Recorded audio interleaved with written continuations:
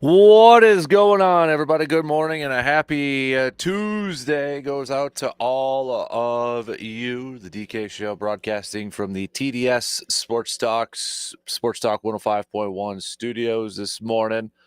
A big thanks for making us a part of your start, whether you are listening to us on the radio dials of 105.1 FM, 790 AM, online, streaming it up at sportstalk1051.com. Got your Google Alexa smart devices.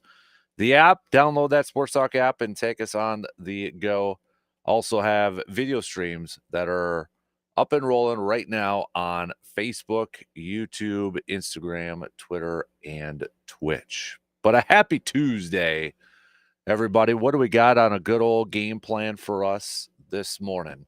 Got a lot. We're gonna touch on everything. We're gonna touch on some Badgers. We've got RJ Cardinal joining us in just a couple of hours from now, about 8:20. So we'll talk some Badgers with him. The Badger basketball team moving up slightly in the polls, moving up a spot to number 17. Marquette also moving up to number 9. Marquette's going to be in action tonight, going up against Butler. But saw just to kind of give you a glimpse too of how well this Badger offense has been playing so far this year. Maybe to put it in a little bit of perspective, because I think once you kind of compare, once you put it in perspective of other things, you're like, oh dang, they're actually doing a little bit better than I thought. John Rothstein from CBS Sports, College Basketball Insider, threw this out there last night with the Badgers. So we talk about the two Final Four teams and their offense, right? Go back 10 years. Gosh, over 10 years already. But you go back, and what was kind of one of the talking points we talked about with the Badger offense? It was like, well, it's not necessarily a swing offense. They're utilizing their players to the best skills, and maybe a little bit more of a faster pace offense. Well, you look at their numbers. The 14-15 Final Four team that went to the national championship, 71.9 points per game, 12.7 assists per game, shooting 48% from the field, 35.7 from three.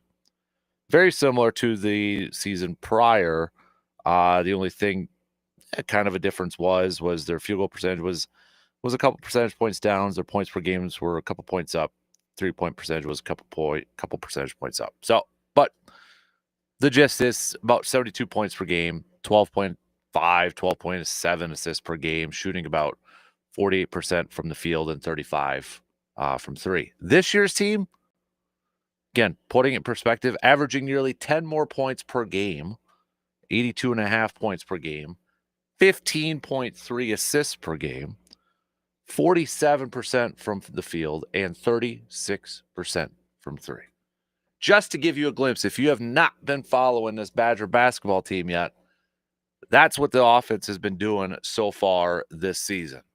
So we'll talk some Badgers and Badger hockey and such with Cardinal, RJ Cardinal, coming up in a couple of hours from now. Speaking of hoops, Bucks picking up a win last night against the Utah Jazz on the road for the Bucks for just the seventh time. Just the seventh time. Giannis, Dame, and Middleton all scoring at least 20 or more points in the game. For just the seventh time. With those three in the same game. Just seventh time they've scored at least 20 or more points. Middleton coming off the bench, very effective coming off the bench, was playing 27 minutes, 10 of 13 from the field. His 3 misses coming from 3, but he finished with 22 points. Giannis and Dame with 35 points apiece. Giannis crashing the boards, just 3 assists away from a triple-double, 35, 18, and 7. Dame, 35, 8 assists, 5 rebounds. But the Bucks picking up a win to improve to 26 and 18, and they're going to be right back at it tonight as they visit the Portland Trailblazers as their West Coast trip continues here. A little bit of a short bench for the Bucks last night too. When you kind of look at it, Andre Jackson Jr. played 26 minutes, but got ejected after that. But Middleton and Gary Trent Jr. playing 27 minutes apiece. After that, it was just Pat and Ryan Rollins with 7 minutes. I know AJ Green's been out a little bit there too, so that factors into it. But looking at or staying with the Bucks here with the trade deadline coming up next week, we got another rumor. To hit up, and I'll be honest, I'm intrigued with this one. Zach LaVine from the Chicago Bulls. Bucks fans, what are your thoughts on potentially acquiring Zach LaVine from the Chicago Bulls? Now, I would imagine at that point, I mean, I could be wrong because, again, the NBA is pretty positionless at this point. But I would imagine your backcourt then would be Dame and LaVine. So not necessarily you're bringing in a wing or anything like that. So that's how I would imagine it. It's kind of what would all play out. Does Andre Jackson Jr. stay in the lineup? Do they go a little college-esque and go with a 3-guard lineup at that point? Do they switch it up a little bit? But what are your thoughts on Zach LaVine potentially? And again, this would have to require Middleton being on the move. That Chris Middleton would have to be a part of that package. So think about that for a little bit when we get to some Bucks chats. Thumbs up, thumbs down. NBA trade deadline coming up next week. I do want to talk a little Brewers too as we get a little bit closer to pitchers and catchers reporting and spring training and such. Garrett Mitchell, is he the candidate for breakout player for the Brewers this year? I think Garrett Mitchell, going back to, oh gosh, was this a couple weeks ago or a few weeks ago? You know, once you're in the offseason for some of these sports, you're looking for content and all that. And MLB.com, MLB Network, we're doing some top 10 lists, like top 10 players at each position in Major League Baseball. And one of them that I think it caught me by surprise, and I think it caught maybe some others by surprise, but when they got to center fielders, Garrett Mitchell was ranked number 8. He was ranked number 8, top 10 center fielders right now. Yeah, this was 3 weeks ago from MLB.com. And I was like, dang. And that's not just National League. This is Major League Baseball. Luis Robert Jr. was 10. O'Neal Cruz was 9. Garrett Mitchell was 8. Dalton Varsho, number 7. Brandon Marsh, 6. Mike Trout, 5. Michael Harris, 4. Byron Buxton from the Twins at 3. Jackson Merrill at 2. And Julio Rodriguez coming in at number 1. I was like, oh, okay. And then you go to MLB.com and their latest 10 up-and-comers. They list Garrett Mitchell on there. So we talked a little bit about Jackson Cheerio and year 2 expectations in year 2, kind of goals for him. What about Garrett Mitchell? This outfield to me is going to be very intriguing to how the Brewers set this thing up. With Christian Yelich coming back and Jackson Cheerio, you got Sal Frelick, who is now a Gold Glove winning right fielder. Does he have the most power in his bat? No. But he had a solid year at the plate. He's a speed guy getting on base. You want to necessarily take him out of the lineup. But you look at Garrett Mitchell, and in 3 years, he hasn't played a ton. 2022, 28 games. 2023, 19 games. Last year, 69 games. Started off on the injured list. He's been banged up here and there. But in his 3 years, 264, on base of a 343, a slugging of a 463, an OPS of an 805. Is Garrett Mitchell your candidate for a potential breakout season for the Brewers this year? Knowing that the single biggest caveat to the whole thing is, can the guy stay healthy? I mean, you could say that for a lot of players and a lot of sports, but you look at how Garrett Mitchell's season has or career has begun, and it's like, yeah, can the dude actually stay healthy for once? That's going to be the big thing when it comes to Mitchell. So, but I want to talk a little Brewers and talk a little bit about that coming up here in just a little bit. We will talk some green and gold. Yesterday, we did have a couple of news bits. The Packers, according to Tom Silverstein from the Milwaukee Journal-Sentinel, which is no big surprise because I believe Rob Demoski, your good buddy Rob, mentioned it last week, but actually reported out there that Luke Getsy will have a position on the offensive staff. Now, Getsy was helping out the Packers staff in the last couple of months, very similar to Robert Saleh this previous season when he was let go as the offensive coordinator with the Raiders. So it sounds like he is back in Green Bay as an offensive assistant role.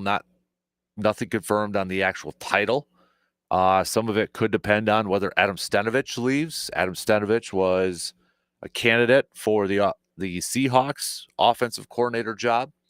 Is also being thought of as a potential candidate elsewhere. Kind of looking for potentially a job where he's calling plays on the offensive side. So factoring that in, potentially if you lose him, could Getsy come in as an offensive coordinator? Could he come in as quarterbacks coach? He's already been with Green Bay in 2 previous stints. Wide receivers coach and a quarterbacks coach. So, I mean, he's coached the Devontaes. He's coached the Aaron Rodgers and the Jordan Loves. So, I mean, he's very familiar. He's coached under McCarthy and LaFleur. So he's not a stranger to that organization. I think kind of, they're going to wait and see maybe the official title, or it could be adjusted here if anybody else on this Packer staff leaves for promotions elsewhere or other jobs elsewhere. But also, it was reported that Rich Bisaccia has signed an extension to stay on in Green Bay. And the one note in the write-up from Tom Silverstein is that Rich Bisaccia also is LaFleur's game management advisor. And there was a quote in the piece that said there were league sources who said there were rumblings that Bisaccia might retire, but the new deal assures he'll return as special teams coordinator and LaFleur's game management advisor. Now, I don't know if this is, I mean, there's some talk out there whether this is an actual new title for Bisaccia. Remember, he's also assistant head coach, special teams coordinator. Don't know if this is a new, it's not confirmed yet, if this is a new role for Bisaccia to be the game management advisor, because you also had an individual on there named, I believe it was Connor Lewis, that's supposed to be a part of that too. So I don't know if this is something that Bisaccia is also going to be taking on, or if this was something that was already, kind of out there. Because a lot of times when you're watching games, you see LaFleur and Bisaccia, really talking through some things out there and such. So, but maybe it is. Maybe it is another added thing on there. What does that exactly mean for game management? Is it whether to go for it on force? Is it whether to, time wise? I mean, there could be it's pretty open ended at this point. But that was a nugget from yesterday. A little bit of a newsworthy note there. But speaking of the green and gold, there's a couple things I want to hit up here this morning. As we continue our off-season self-scouting series, I want to look at the linebackers. Edgerrin Cooper, I think we're all incredibly high on moving forward. I mean, that guy is what we saw this year. He should still be a finalist for Defensive Rookie of the Year, for crying out loud, even though he missed 3 games. But Edgerrin Cooper, I think, stock is just through the roof right there. After that, when you look at the linebacking group, you got Quay Walker, who I think they're still high on. My money, I still think he's playing a little off position. Isaiah McDuffie, Wilson. What else besides Edgerrin Cooper? Do they need to rehaul that linebacking core? Are you good with Quay Walker? Do you think, does he need to move from middle linebacker to one of the outside ones, a weak side, strong side? Do you want them to bring back either McDuffie or Wilson? Or how much of a priority should they try to find a legit, maybe a mainstay middle linebacker or another linebacker to pair up with Cooper and Quay Walker? So we'll take a look at that. But another question I want to throw out to you Packers fans, and there's been very different versions of this, talked about in the last couple of days and that, but I want to put our own spin on it, and I want to hear from you. So you can start to text me or comment on the video streams and give me your input on this question. What are the things or what are the items or what's missing from this Packers team, this current Packers team, for them to be at the same level as the Chiefs, as the Eagles, or just being Super Bowl contenders? In your opinion, if you were to put on your expert hat, and let's be legitimate and realistic with this, what are the items or what are the things that are missing from this Packers team that gets them to the next level, that gets them over the hump, however you want to phrase it, that gets them to the same level as a Kansas City or as a Philadelphia or as a Super Bowl contender? Because we know this past season, Green Bay, look at the schedule, look at the scores. They couldn't beat the Eagles, the Lions, the Vikings, barely beat the Bears one time. So what, if you had to put your finger on it, or if you had to put your expert cap on, what do you think it is? Also, it is an ASAP Used Auto Parts Grind My Gears Tuesday. So what is grinding your gears, peeps? Okay, get it off your chest and feel better about yourself this morning. Send those on over. I got mine. And I think it's going to be a topic that you're going to hear about more in the coming days, especially from Wisconsin. So there's your game plan. We're loaded up. We've got tons to get to. And I want to hear from you. Start to hit me up with some text on that Shoe Doctors bullpen line this morning, 715-830-1912, or comment on those video streams. They're up and rolling. Everything's up and rolling. You better be up and rolling. Let's take our first break, and we'll get going here after these few words.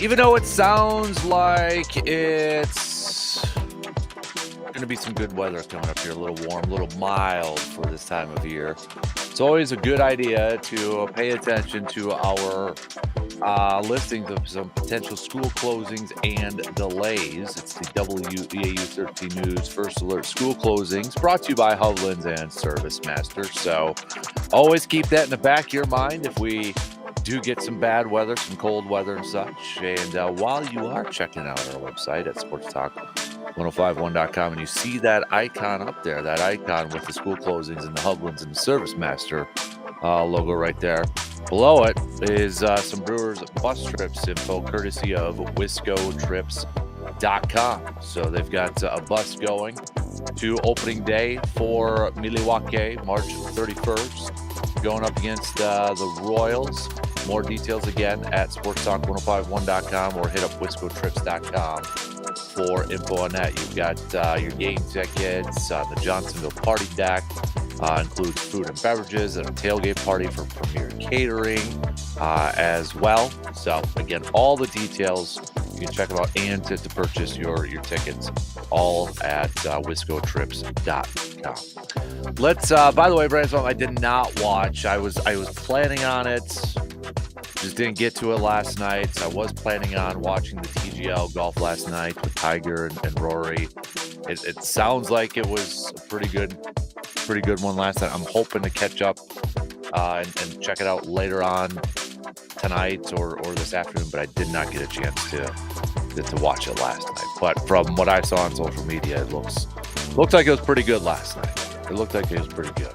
So, all right, let's open up things here this morning. Talking a little Bucks, and then we'll get to some green and gold talk and some Brewers talk coming up a little bit later on, mixed in with some Badger chat. But the Bucks last night picking up a 125-110 victory over the Utah Jazz. You had Giannis and Dame, 35 points apiece. Giannis crashing the board, 18 boards, just 3 assists away from getting another triple-double for the Greek Freak. Dame, 35, 8 assists, 5 rebounds. Middleton playing 27 minutes off the bench, scoring 22 points, just the 7th time since Dame has been on this team last year. Just the 7th time that these 3 players have at least scored 20 or more points in the same game. Not a lot of other minutes coming off the bench. You had Gary Trent Jr. playing 27 minutes, and that was it. Pat putting up 7, and Ryan Rollins just 7. You know, AJ Green's been out here for a little bit. Hopefully he'll return fairly soon. But biggest thing is Bucks picking up that 125-110 victory. They're going to be back at it, though, tonight as their West Coast trip continues. They'll be taking on the Trailblazers. Going to be a late one tonight, 9 p.m. tip time since it's on the West Coast. And coverage will begin at about 8:30 on the radio dials at 105.1 FM, 790 AM. Maybe kind of a little bit of a, you're looking at this roster for the Blazers, and one player that we mentioned as a possible trade target, at least it's been floated out there with some rumors and rumblings, Jeremy Grant, the forward for the Blazers, who's averaging 14.7 points per game this year, which is actually down from previous seasons. He's a career little over 13, but last year he averaged over about 21 points per game. Year before that was 20.5, 19, 22.2, 22.3 when he was with Detroit. So he's been mentioned as a possible name, maybe as a target for the Bucks at the trade deadline. Maybe get a glimpse of that. But another name that is being floated out there that I'm kind of intrigued with is Zach LaVine, right now with the Chicago Bulls. So Zach LaVine this year, averaging 24 points per game, 4.5 rebounds, 4.5 assists, shooting 51% from the field. Just last night against Denver in a Bulls victory, he played 35 minutes, 21 points, 6 assists. But shortly after, he'll be out for the next few games, according to Will Gottlieb of allchicago.com, for personal reasons. So, but looking at this with LaVine, again, without knowing what it would all cost, I saw some things when I was looking at this last night, and again early this morning. There was some talk out there that he could be had fairly cheap, like 3 future draft picks and maybe a couple players. If you consider that cheap, maybe in the NBA world you consider that cheap. It would most likely have to involve Chris Middleton in this, possibly even Bobby Portis included in this. But it intrigues me because he's a scorer. You get another scoring option. The unknown part for me then would be, okay, how does he fit in that rotation? Now, I will say this, it's probably not as big of a concern as it used to be because, again, I believe the NBA has moved more and more almost every single year to a positionless league. It's not, back then the good old days of like, okay, your 5 is a 5, your center's a center. He's sitting down low and he's sitting on the block. And your point guard, maybe not all the time is going to be averaging 30 points per game. He's going to be the distributor and such. Your shooting guards and your threes, and even some of your power forwards are going to probably be your main guys out there. It's become such a positionless league. Like back in the day, Giannis probably would play a center or power forward. Now he can play a 3 at 6'11". Heck, Jason Kidd tried making him a point forward for crying out loud. But if Zach LaVine were a legit target for the Bucks at this point, I'm curious to see how that lineup would work, because your backcourt's probably at least bare minimum, assuming they acquire him, at bare minimum is LaVine and Damian Lillard. Then how does the rest of your lineup shake up, assuming everybody else is there? So Brooks at center. Giannis is probably still at the 4. Who's your 3? Or do you go a little college route and go with the 3-guard lineup and keep Andre Jackson Jr. in that lineup? Is it somebody else that kind of, maybe it's somebody else that's not on this team that comes in at the 3? So that would be my one, I guess one question. I mean, it's not the biggest deterrence by any means, because you're adding another scorer to this. You're adding another athletic. I mean, the other part in this too is he's going to be 30 in March. Zach LaVine is still pretty darn athletic, and that's a big reason why Andre Jackson Jr. is in that lineup, for his athleticism, but also the effort that he puts out on the defensive side. So you're adding some more athleticism with this potential move. Now, it's just a rumor. I don't know how much legs it has, how much smoke there is to this particular rumor. But this one kind of intrigued me a little bit. Because I'm like, okay, because at this point, as we are, a little away from the trade deadline, I'm going to ask yourself,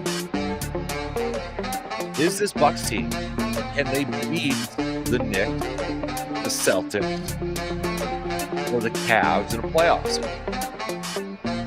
And right now, if you look at the results from this regular season, they're very Packers-esque. No, they can't, because they haven't. So what do you have to do? What is the biggest thing that the Bucks have to do in order for them to get to that point where they can go and beat these teams, 7-game series? Is it roster improvement? Is it as simple as that? Just getting better dudes, getting better players out there? Maybe it's just getting through the regular season and being as healthy as you can for the postseason and trusting your veterans to get the job done when it gets to the postseason.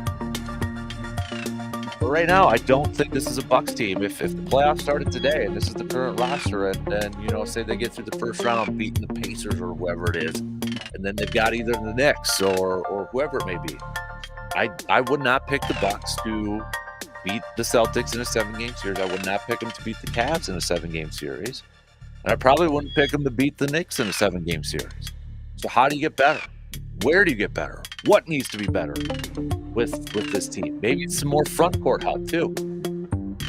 That's kind of been a talking point. You're starting to get more rumors out there surrounding the Bucks and maybe getting another big man down there to help improve their front court, and especially maybe defensively up there too. Maybe like a stretch. Because one of the question marks, it was a question mark whenever they face him this year, is like Karl-Anthony Towns going up against the Knicks. In the first game, it was Brook on him, and Cat had his way. Cat can play on the outside. Brook struggles to defend on the outside. So is it, maybe the biggest need isn't another scorer, but maybe is it some front court help? And that was kind of at the forefront going up against the Clippers too. Is it getting bigger up there? And then you have Giannis at the 3. Getting another, maybe a 4. Somebody who could play the 4. Or maybe it's another defensive player at the 3, kind of like why you're hearing Grant's name, who's with the Blazers, mentioned out there. He's a guy who could defend. So is it scoring or is it defense? Even though the defense has been better for the Bucks this year. It's been better when you compare it to last year's team. You still think they need to be better at it, especially when you're going up against teams like the Cavs, the Celtics, the Knicks. Looking at defensive ratings right now, according to the NBA, NBA.com defensive rating, okay? The Bucks are 8th. And I think that probably would still surprise a lot of people. Like, dang, Bucks are 8th in defensive rating. OKC's 1, Clippers 2, Magic 3, Houston 4, Boston 5, Minnesota 6, Memphis 7, Milwaukee's 8. Cleveland's at number 10, just in case anybody don't know. So maybe it's like, okay, maybe it's not defense. Is it offense? Is it the offense over there? Do they need to get more weapons besides just Giannis and Dame out there? Well, when we look at some of the offensive numbers out there, if we're just looking straight up at let's look straight up at points per game just to make it simple here. I mean, we can go into deep dive into analytics and such, but when you look at offensive leaders, you got Memphis, you got Cleveland as the second highest scoring team in the league, New York as the 4th highest scoring team in the league, and Boston is the 5th highest scoring team in the league. So the 3 teams that we were just talking about, top 5 in scoring. Milwaukee, 6, 7, 8, 9, 10, 11, 12th in the league in scoring. If you're looking at points allowed per game, Milwaukee then drops down to 9th. They're at 111.1. The Knicks are at 8. Boston's at 6. Cleveland's sitting there at 12. So, I mean, you've got these 4 teams right now.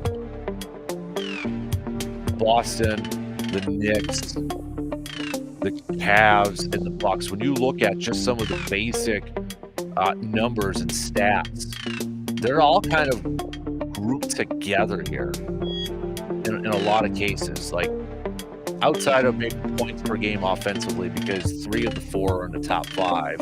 Bucks are sitting just outside the top 10. But especially defensively, they're all kind of grouped together. Boston's at 6, if we're just doing points per game allowed. Boston's at 6, the Knicks are at 8, the Bucks are at 9, Cleveland's at 12. So, if we just very basically analyze some of that, is it, okay, maybe their biggest need is getting some more offensive help. But at what cost? Because if it's going to cost some of your players who are maybe good at the defensive side, okay, your offensive number is going to go up. But then is your defense going to suffer at the hands of that? I still, at this point, I don't have a good gauge whether the Bucks are going to make a move or not. Like, I feel like they're going to make maybe a smaller move, maybe a minor move in comparison to the rumors out there about Butler and Beal and Zach LaVine, et cetera, et cetera. I don't know if they would pull the trigger and give up. I still have my doubts that they're going to give up Middleton.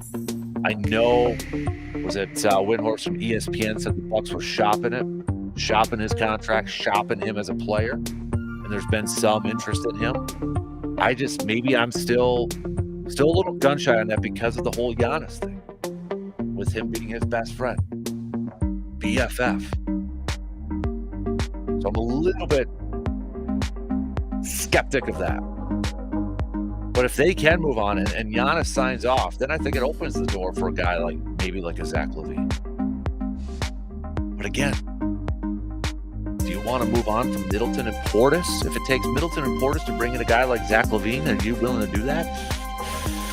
I don't know. That's tough for me. And the big one on there is Portis. Like that's a little rich.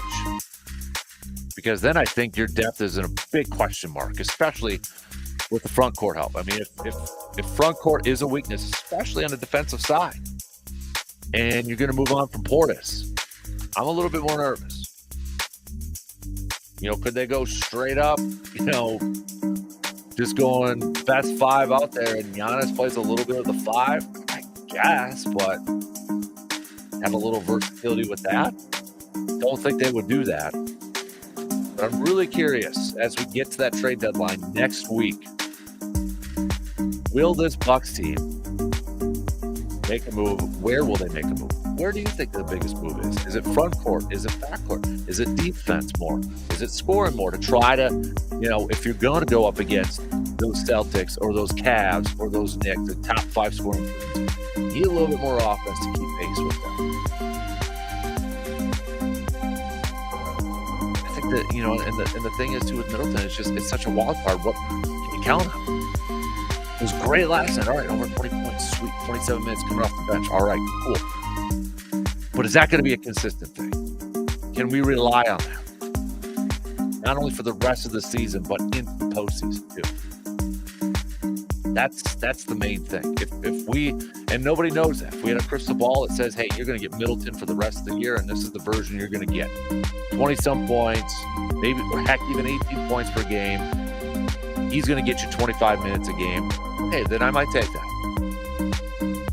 But it's such an unknown right now, and it's a risk either way. All right, we got to take a quick break.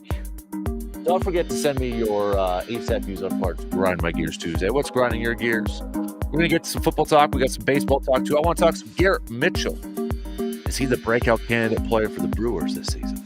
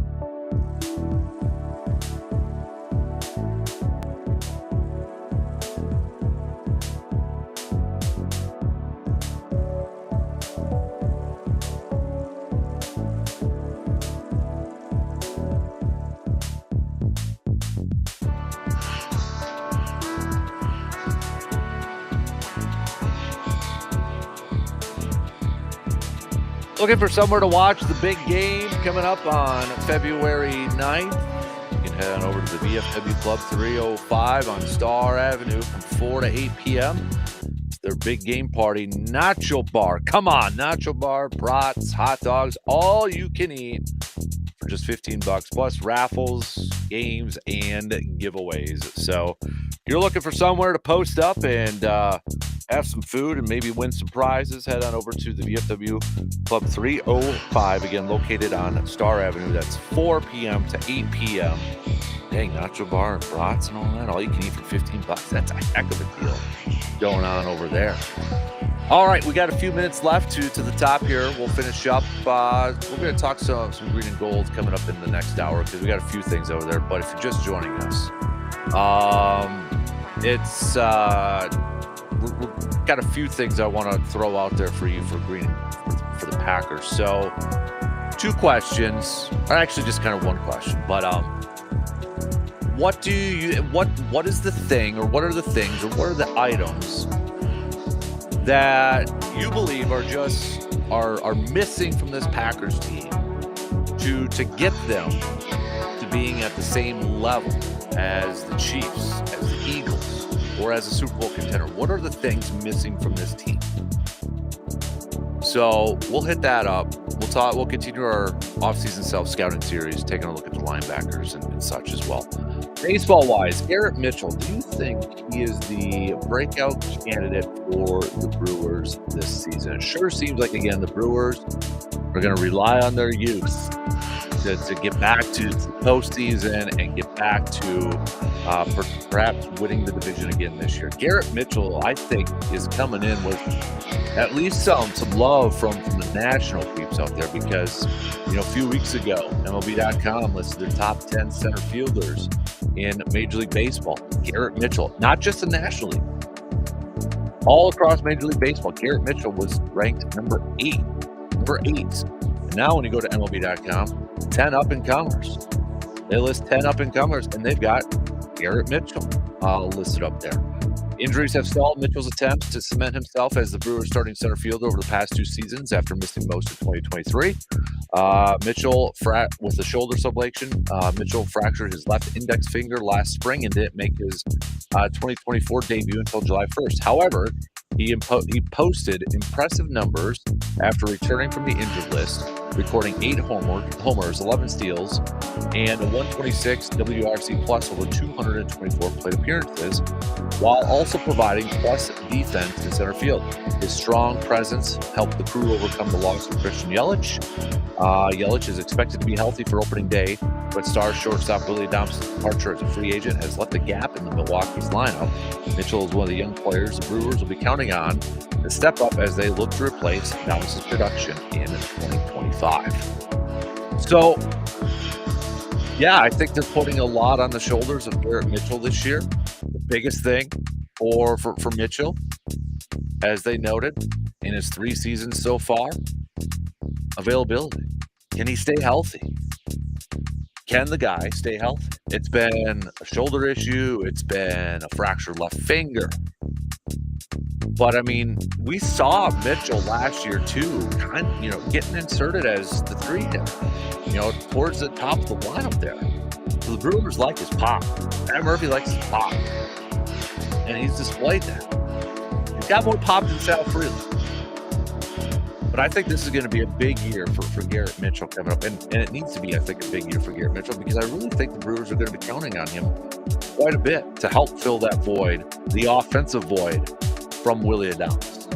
And if we take Yelich out of it, just from a straight-up defensive standpoint, and Yelich is I think, a solid outfielder, but he's up there in age. Jackson Cherry, I think, is going to get better in the outfield. But when you look at him in left, and you look at Garrett Mitchell in center, and you look at Sal Freely in right, who won a Gold Glove this past season, that's a lot of speed out there to cover a lot of ground. All right, we'll finish up. Good morning, Morris. How's things today, Casper? You got a blanket on your lap like an old man. I got my winter coat on. Because you're getting so skinny? Yeah, I think it is. Seriously, one advantages of Alex losing weight, I will say, is that I heard him do something I've never heard him do before. 2 things. Say, A, it's cold. And then that beep, beep, beep, beep, The beep. thermostat? Yes. In the Wow. up direction for once in my life, so I didn't have to see my breath in the house. Wow. So nice. Yeah. Yeah, I've great. noticed that, like, I usually have to sleep with one blanket, but I've had to have, like, 3 fans on me. Yeah. Not anymore. I mean, you look good, it's working, but it is one of those, like, laws of unintended consequences. Once you I get am skinny, you're cold. freezing right now, so. So, petty pet And I don't peeve. wanna mess with the thermostat here. Oh, yeah, that thing. No, I I don't wouldn't. wanna break it. No, that is like a Karen you don't wanna piss off, that thermostat. If you Yep. touch it the wrong way, it's gonna explode. The whole building probably will explode, so. So, petty pet peeves. This was talking to my daughter about this, and she's 14 right now in 8th grade. So anybody that has that age of kids knows it's tenuous. It's day to day. Things they like, things they don't like. But her weirdest pet peeve is she cannot deal with people that wear t-shirts under hoodies and let the bottom of their t-shirt stick out. Really? I know, right? I'm like, that's all we ever wear. I know. So that's a big pet peeve of Is hers. she saying I gotta tuck in my tee now? I'm just saying we don't have to. We're not of that era, but Okay. that was it. She's like, Mom, why do people do that? I was like, why would you not? Right. That's how you wear a hoodie. You always keep a t-shirt under the hoodie. Yeah. Because, what if you get fat and have to peel layers? Exactly. So Yeah. one of my own personal ones, and this is, I don't even know why, but when, it's raining or something, you have your wipers on. Yeah. You pull into a parking lot, you're ready to get out of your vehicle, and you turn the car off without letting the wipers go down. That's a pet peeve of yours? It is. It just really irritates me, and I have no idea why. Do you have a petty pet peeve like that? Something that's like really not of any consequence, but fight me? I hate it. I shouldn't say I hate it. It's a pet peeve of mine, and it's gonna make me sound like a bigger jerk than I probably am already. Bingo. When people get in coughing fits. Okay, no, I will see that. I will not only agree with you. For me, it's sneezing. That too, yeah. I'm like, you get 2 bless yous and then move on. Yeah. Like, get it together. That coughing and sneezing fits, yeah. And I grew up with a sister that had allergies, so we'd be in the backseat of the car. She'd get past 3, and I'd want to strangle her. Yeah. I know she can't help it. Nobody with allergies can. But Especially if you have a weird cough. Like, I'm sorry, Jake, but like when Jake, oh man, calling out Jake this is how he'd cough. a little at a time. Yeah. Oh, and no. really quiet. And I'm like, dude. Get the lung up. Yeah. Yep. Throw a Clear big the fit. throat and just Mhm. cough it. And it was just like, oh. Yeah. It's very much like somebody trying to unwrap candy during church, like slower, but it just gets more annoying the quieter you try to be. Yeah. Like, just rip that thing open. It's kind of, I feel the same way that teachers must have a tolerance because people that suck their snot sniff. Kids come in from recess sniffing and their noses are all runny. Man, I can feel like the blind rage shoot through me when that happens. Yeah. So I always feel like a jerk with that, but it's, if you're in a sneezing or coughing fit, it's like, just get it over with.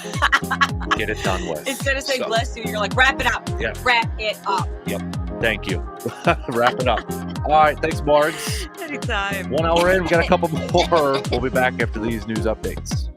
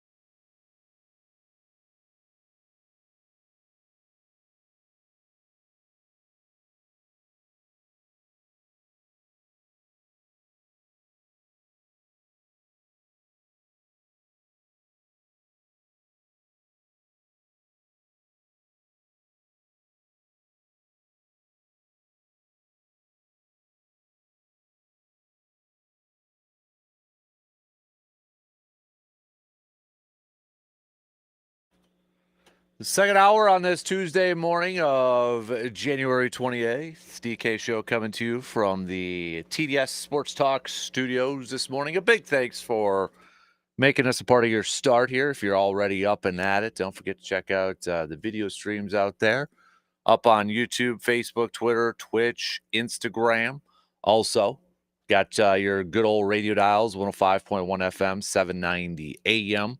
And download that Sports Talk app and take us on the go. Download it, take it on the go, wherever you're at. You can also stream it at sportstalk1051.com over there, too. We spent the first hour talking some Bucks. Talked a little bit about the win last night, the latest trade rumors surrounding the Bucks as the NBA trade deadline coming up next week, next Thursday. Also, chat a little Brewers. Garrett Mitchell. I feel like there's going to be a lot of attention on a lot of talk about Garrett Mitchell. I think this could be a big year for Garrett Mitchell coming up here, and I think he needs to have a big year for the Brewers too. So, but we'll get back to that because we didn't get we ran out of time there in the first hour. We'll get back to some Garrett Mitchell talk and some Brewers chat a little bit later on. We're going to talk with RJ Cardinal coming up next hour, a little over an hour from now. Talk some Badger hoops with him, the Badger basketball team moving up to 17, moving up a spot in the latest rankings. Marquette also moving up to number 9 in the latest rankings.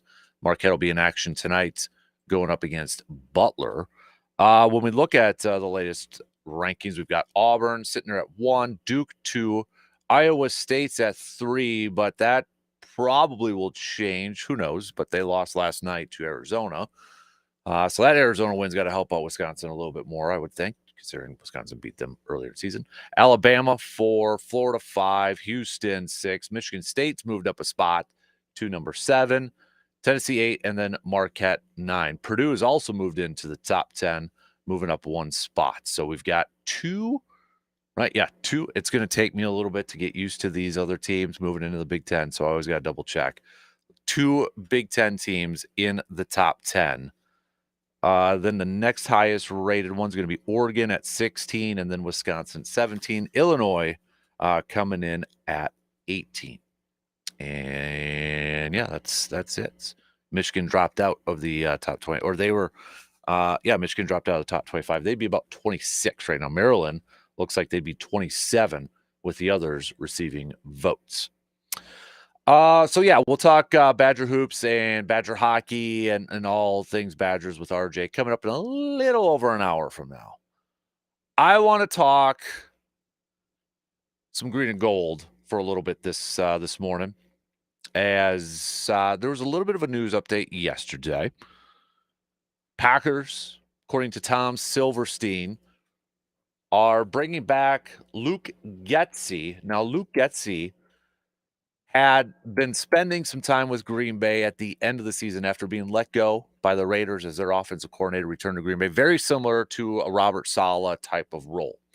And our good buddy Rob Domofsky had noted that expectation was that, Luke is probably going to get a position on this team. And Tom Silverstein has reported that they have signed, or that they will hire Luke Getsy to a full-time position as offensive senior assistant. Now, that role could potentially change depending on whether they decide to fill the quarterback's coach with somebody with an outside hire, or promote Sean Mannion to it, or could Adam Stenovich potentially find another offensive coordinator role? There are some of those rumblings out there. He did interview for the Seahawks job, for the offensive coordinator job, did not get that. But apparently he's been getting some talk about some other offensive coordinator jobs out there too. Reading a little bit here, Stenovich has received some interest around the league for a promotion. The Bears interviewed him for their head coaching position before hiring Ben Johnson, and Seattle interviewed him for their vacant offensive coordinator position. There are offensive coordinator positions open for Houston, the Raiders, Jets, Dallas, Saints, and Tampa. So Stenovich could potentially look at potentially get over there too. And I know there's been other rumblings about him potentially looking at going to an offensive coordinator position where he could call plays. And that's something that Matt LaFleur did in his career too. Was offensive coordinator for Sean McVay, wasn't calling plays, goes to Tennessee under Mike Vrabel, calls plays, then he's a head coach. So maybe Stenovich is looking to follow that same path. So if he leaves, maybe that's where Luke Getsy also steps into. Regardless, Luke Getsy's back on the staff. And Getsy has spent 2 prior stints with Green Bay, one under Mike McCarthy, one under Matt LaFleur. And he has coached wide receivers. He has coached quarterbacks. He was first of all, he was a quality control coach for Green Bay from 2014 to 2015, then promoted to wide receivers coach from 16 to 17. Came back to Green Bay after spending a year as an offensive coordinator at Mississippi State, came back to Green Bay in 2019 as the quarterbacks coach, and then 2020 to 2021 promoted to quarterbacks coach and passing game coordinator. And then last couple years, while he was in Chicago for 2 years as the offensive coordinator, then last year with the Raiders as offensive coordinator. So has experience, obviously working with both receivers and the quarterbacks. Now, Jason Vrabel is currently working a little bit with the wide receivers, also their passing game coordinator on the offensive side. He's potentially mentioned as maybe an offensive coordinator candidate elsewhere too. But you're bringing back a coach who's familiar with a lot of the players and has, spent some time as offensive coordinator, got experience there, but experience in other position groups. So good, awesome, cool. Bring him in. I'm okay with it. The one move that maybe has grinded some Packers fans' gears, and how different the world changes in the last couple of years in the sports world. But Rich Bisaccia also signing an extension to stay in Green Bay, according to Tom Silverstein. Just reading a little bit from Silverstein's piece. Bisaccia, one of the highest paid special teams coordinators in the NFL, had 1 year remaining on his contract, according to a source. It is believed another year was added, guaranteeing that Bisaccia would have plenty of incentive to stick around at least 2 more years. There were league sources who said there were rumblings that Bisaccia might retire, but the new deal assures he'll return as special teams coordinator and Matt LaFleur's game management advisor. 2 parts to that. Now, I don't know if that's necessarily a new role, a new title, a new job duty for Bisaccia with the game management advisor. Because, we've heard of another assistant on staff, Connor Lewis, was Matt LaFleur's always talked about him, and that was kind of his role. So I don't know if this is going to be a new role, an additional role for Bisaccia, if that's always kind of been a role that maybe hasn't been talked about, but he's kind of been there. Because, if you can remember, a lot of games, there's been sideline video or camera shots, LaFleur and Bisaccia talking a lot in different situations and such, kind of just maybe getting the feedback in that. So be curious to know if this is something new for Bisaccia. This is something he's already kind of been doing and such. But if there has been a major critique for Matt LaFleur, especially this past season, it has been maybe some game management decisions. So it'll be interesting to see if this is new or not. But the thing that's probably grinded some Packers fans' gears has been the play of the special teams, especially this year. Now, rewind it to a couple years ago when Rich Bisaccia was hired. It was like the football gods smiled and Green Bay finally invested in a special teams coordinator. You finally got one there and you were feeling pretty good.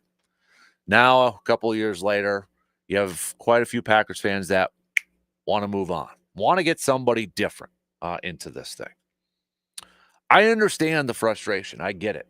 I completely get it. I'm on board. You had special teams blunders, coverage blunders, and all that. The question I have, though, is how much of it is the coaching? How much of the blame is the coaching, the coordinator coaching? How much does it fall on him? How much does it fall on the personnel again? Because remember also, too, when Bisaccia first came in, it felt like Green Bay was like, okay, they're bringing in veterans to help with with special teams. Remember, Rudy Ford was initially brought in to help with special teams. Levitt was brought in just to help with special teams.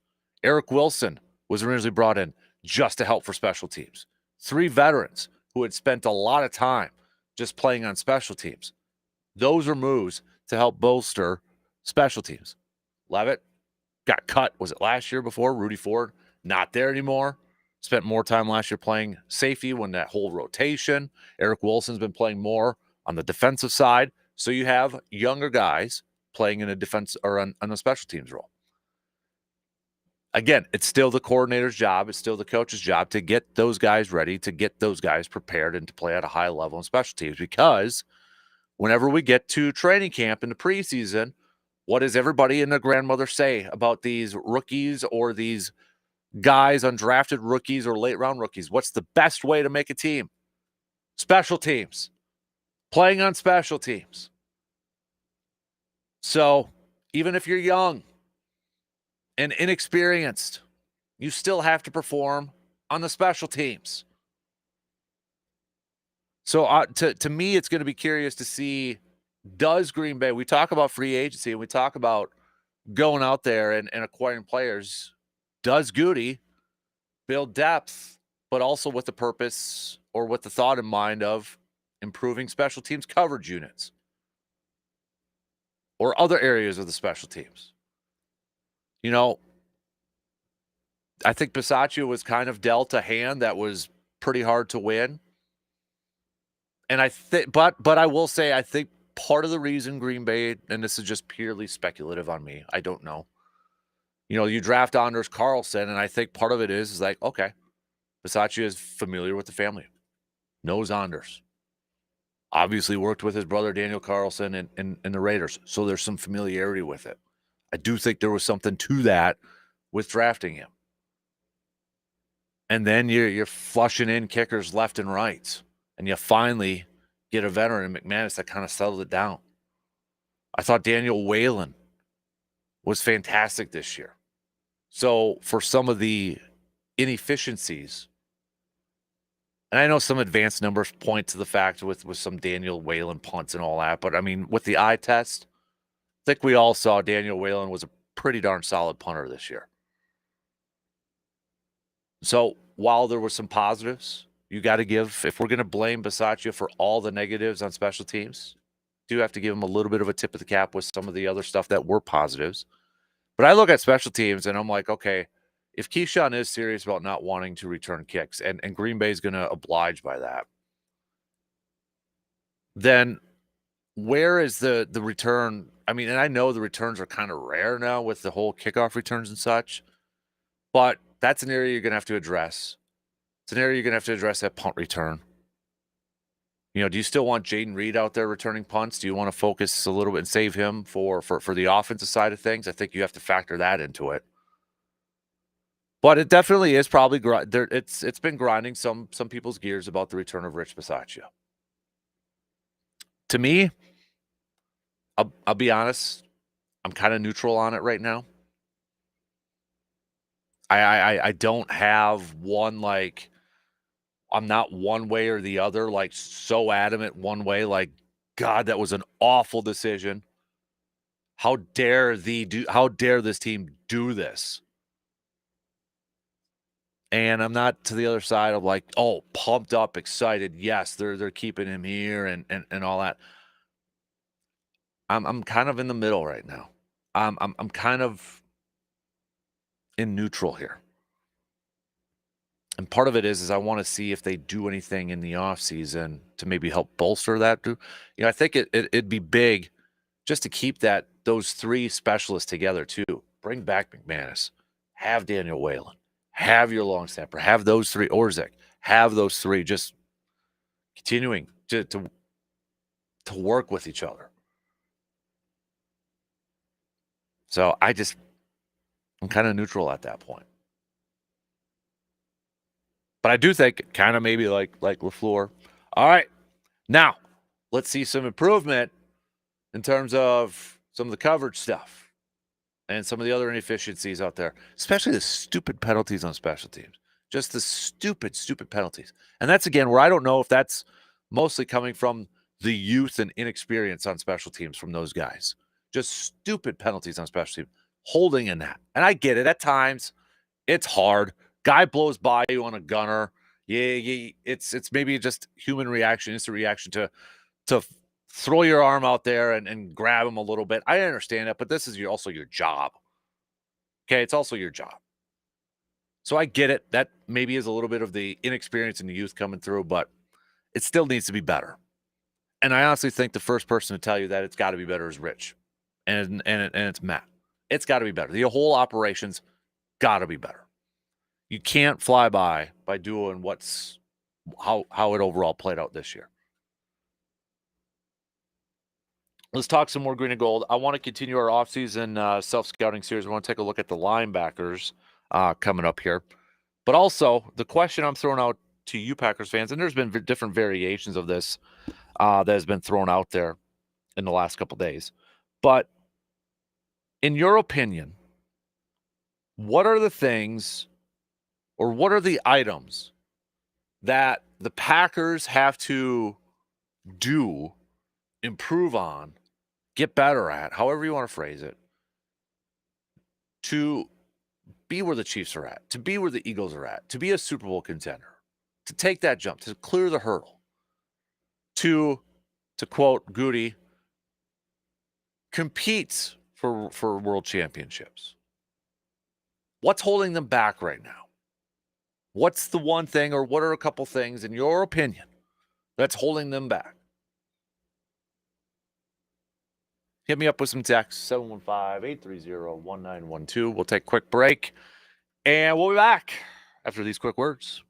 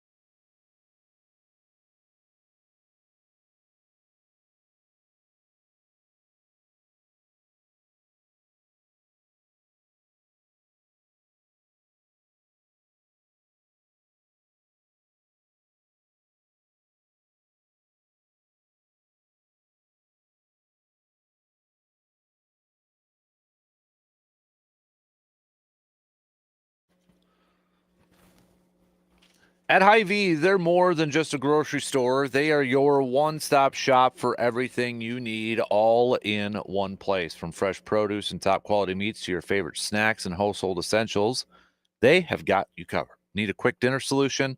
Check out their delicious ready-to-eat meals or swing by their in-store bakery and deli for made fresh daily options. And don't forget to fill up the gas tank and take advantage of Hy-Vee's fuel savers. Also, too, with the big game coming up, if you're going to be hosting a little get together, a little party or such, you can get all your supplies at Hy-Vee. Grab yourself some Dan Good Burgers, some packs of Man Cave Lights at the wine and spirits department over there, and make your big game party the ultimate big game party. Let's start off first with our off-season self-scouting. So we've taken a look at various position groups. We've talked about coaches. We've talked about defensive line. We've talked about offensive line. We've talked about wide receivers. We've talked about corners. I want to spend a few minutes now taking a look at the linebackers, and we're talking the Quay Walkers, the Edgerrin Coopers, the Eric Wilsons, the Isaiah McDuffies, that group over there. So I think when you start with the linebackers for this team, I think you start with Edgerrin Cooper. Now, Edgerrin Cooper, a rookie this past year, missed a couple games, but being named a NFC Defensive Rookie of the Month, Defensive Player of the Week a couple times over there, I think our fans' enthusiasm surrounding Edgerrin Cooper right now is sky high, through the roof, arrow trending so far up that we are so excited to see Edgerrin Cooper continue to get better and continue to evolve at the linebacker spot. To me, Edgerrin Cooper is the most purest tackling linebacker that I can remember in Green Bay for a long time. I mean, finally, and I know this is kind of a blanket statement, but finally, there were so many times, and the one game that always just kind of comes back to my memory bank is when they played Minnesota, that final game of the season, and it looked like there were holes for Aaron Jones, and then all of a sudden 56 is flying through and taking down Aaron Jones. And finally, we've got a linebacker who was, reading and reacting and getting to those holes and tackling a guy, at the line of scrimmage for a 1-yard gain. Not just a linebacker, yes, racking up the tackles, but how far, past the line of scrimmage were they racking up those tackles? Was it 4, 5 yards? And Cooper has showed so many glimpses this year of a guy that just instinctively might be the best instinctive linebacker we've seen in Green Bay for a few years. I know I'm putting a lot of eggs in that basket after a rookie year, but there was just a ton of plays to like from Cooper this year, and not just, stopping the run, but I mean, he was getting after the quarterback and such. And you look at a lot of these top-tier defenses, top-tier teams, and you look at their linebacking group, who's in there. And you can always kind of tell there's one playmaker on that defensive side, and I think Edgerrin Cooper can be that difference maker, can be that playmaker on the defensive side. Don't know if he'll be a Hall of Famer. I mean, he's got a lot of football left to be played, but I think when you're looking at that linebacking group and you're looking at 56 and you're looking at Edgerrin Cooper, you've got to be feeling pretty good about that. And rightfully so. I know, again, after 1 year, it doesn't tell you everything, but it's okay to be optimistic about it. And it's okay to be excited about the future with Edgerrin Cooper here. So I know the coaches kind of maybe were tempering down expectations throughout the season whenever fans and some of the media peeps were getting excited about him, and they would always ask the coaches about him, like, yeah, he did good, but he's got to do better at this. No doubt about it. I mean, there's definitely things that he's got to get better at or more consistent at. Just got through his rookie year, and I expect that to happen. And that should be the expectation moving forward for Edgerrin Cooper, getting better at the areas that he struggled at, being a consistently fantastic, great defensive playmaker, linebacker in that group. And I think he can be that guy. I think between him and Xavier McKinney, you got a couple guys on that defensive front that can be game changers, that can be difference makers over there. So I'm pumped about the future with Edgerrin Cooper. I can't wait for the next few years with Edgerrin Cooper. Now, behind him, there's maybe some question marks. And I think you start first with number 7, Quay Walker. I feel like Green Bay, they're going to be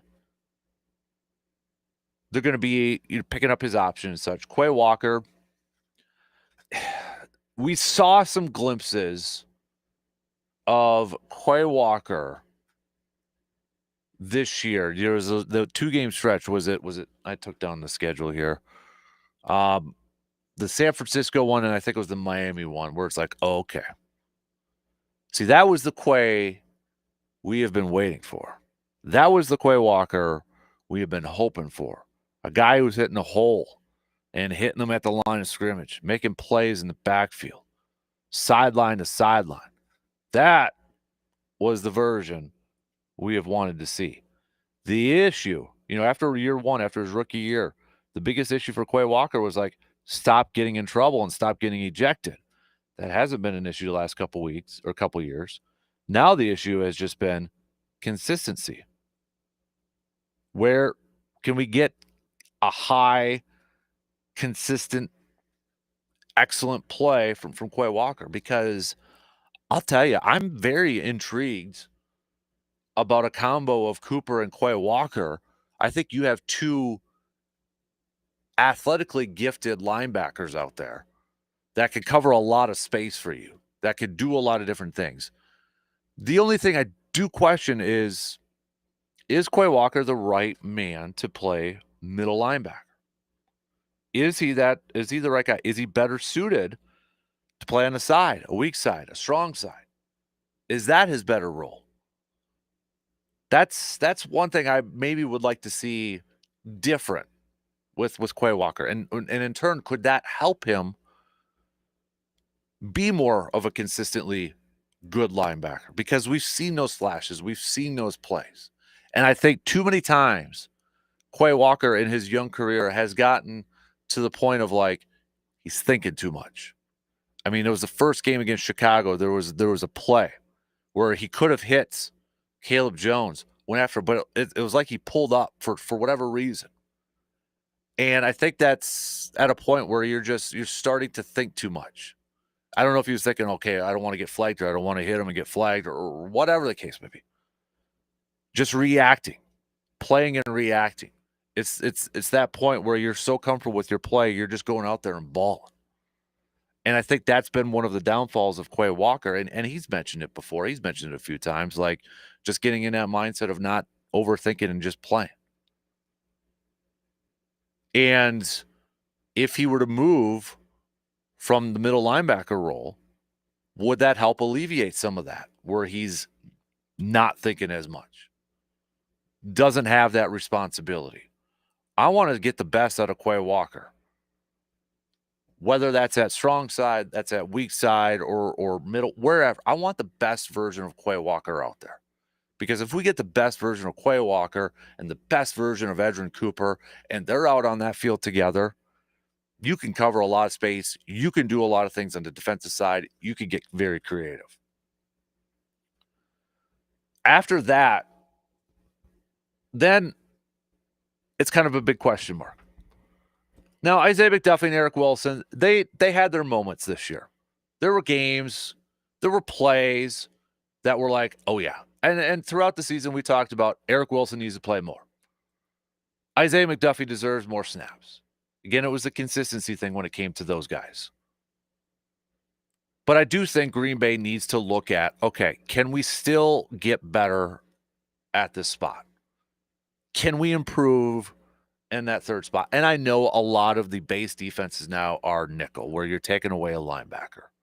So if you're taking away a linebacker, you're probably going to keep Quay and Edgerrin out there. But I still would like to see maybe Green Bay just get a little bit better, a little bit more talented when it comes to their linebacking situation.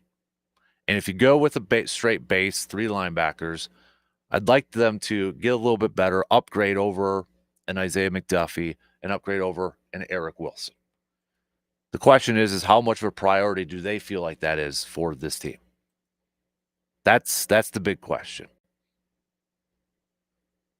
But if they can, and maybe I'm stuck in my mind of some of the old, I should say old, but some of these linebacking groups where you're like 3 deep and you're just like your 3 out there are just studs. And remember the 49ers teams with Harbaugh and Vic Fangio? And I know that was a 3-4 defense, but you had Bowman, you had Patrick Willis, you had those guys over there, and it was just like, oh, load it up there.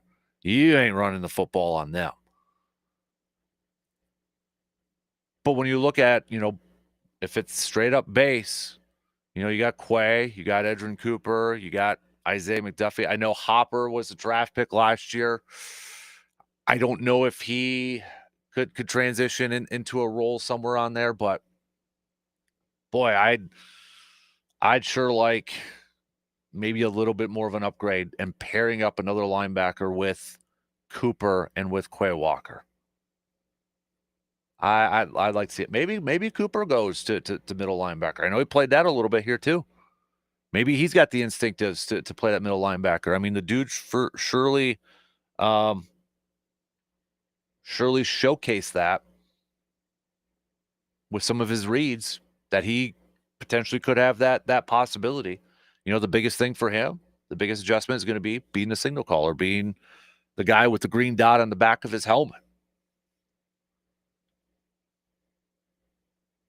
But I would look at maybe it's the draft. Maybe it's a late day 3, day 4 pick. Maybe it's a veteran free agent. I mean, you look at a free agent signing that has worked wonders in this department, that has made a huge difference for a team this year.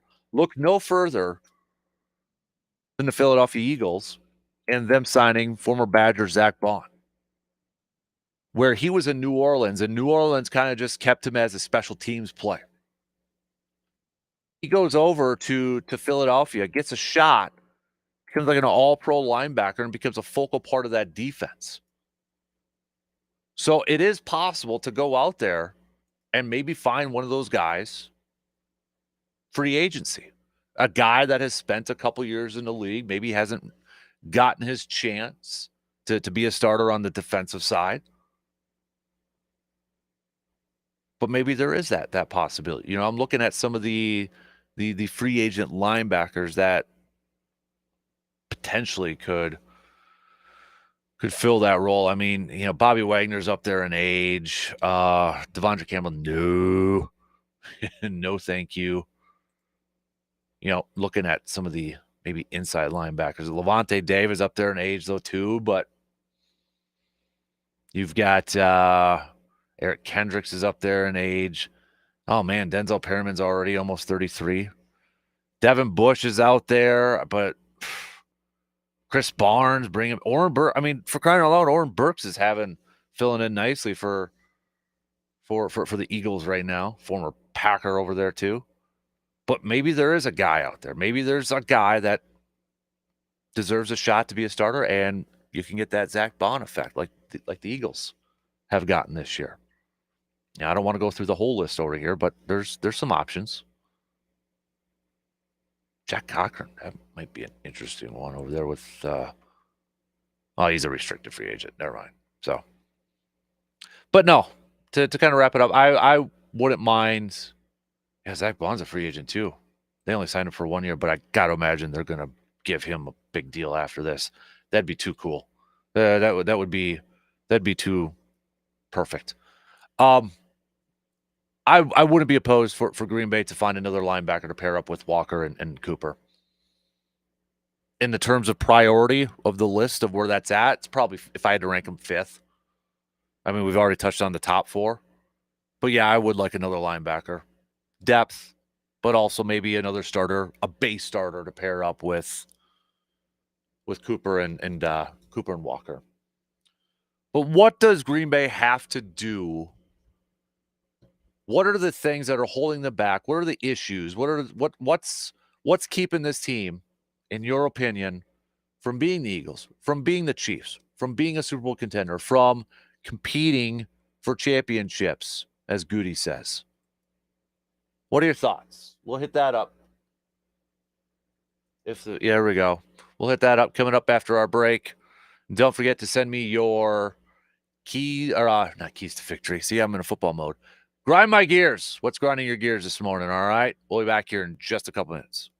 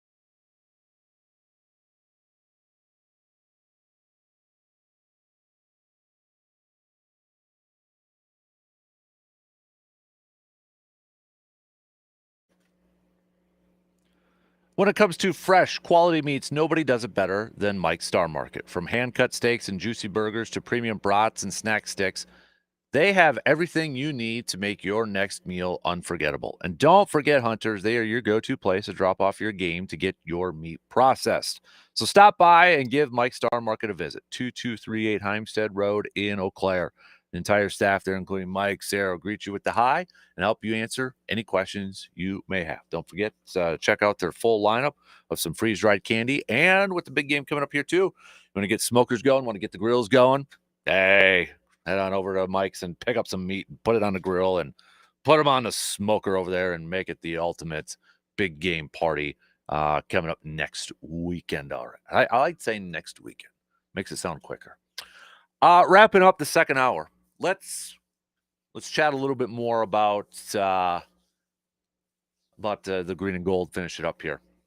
So what are the things? What is holding this Packers team back from being the Eagles, being the Chiefs, being a Super Bowl contender? When you were watching these games over the weekend or watching the postseason, and you're sitting there thinking, like, man, what does Green Bay got to do to get to this point?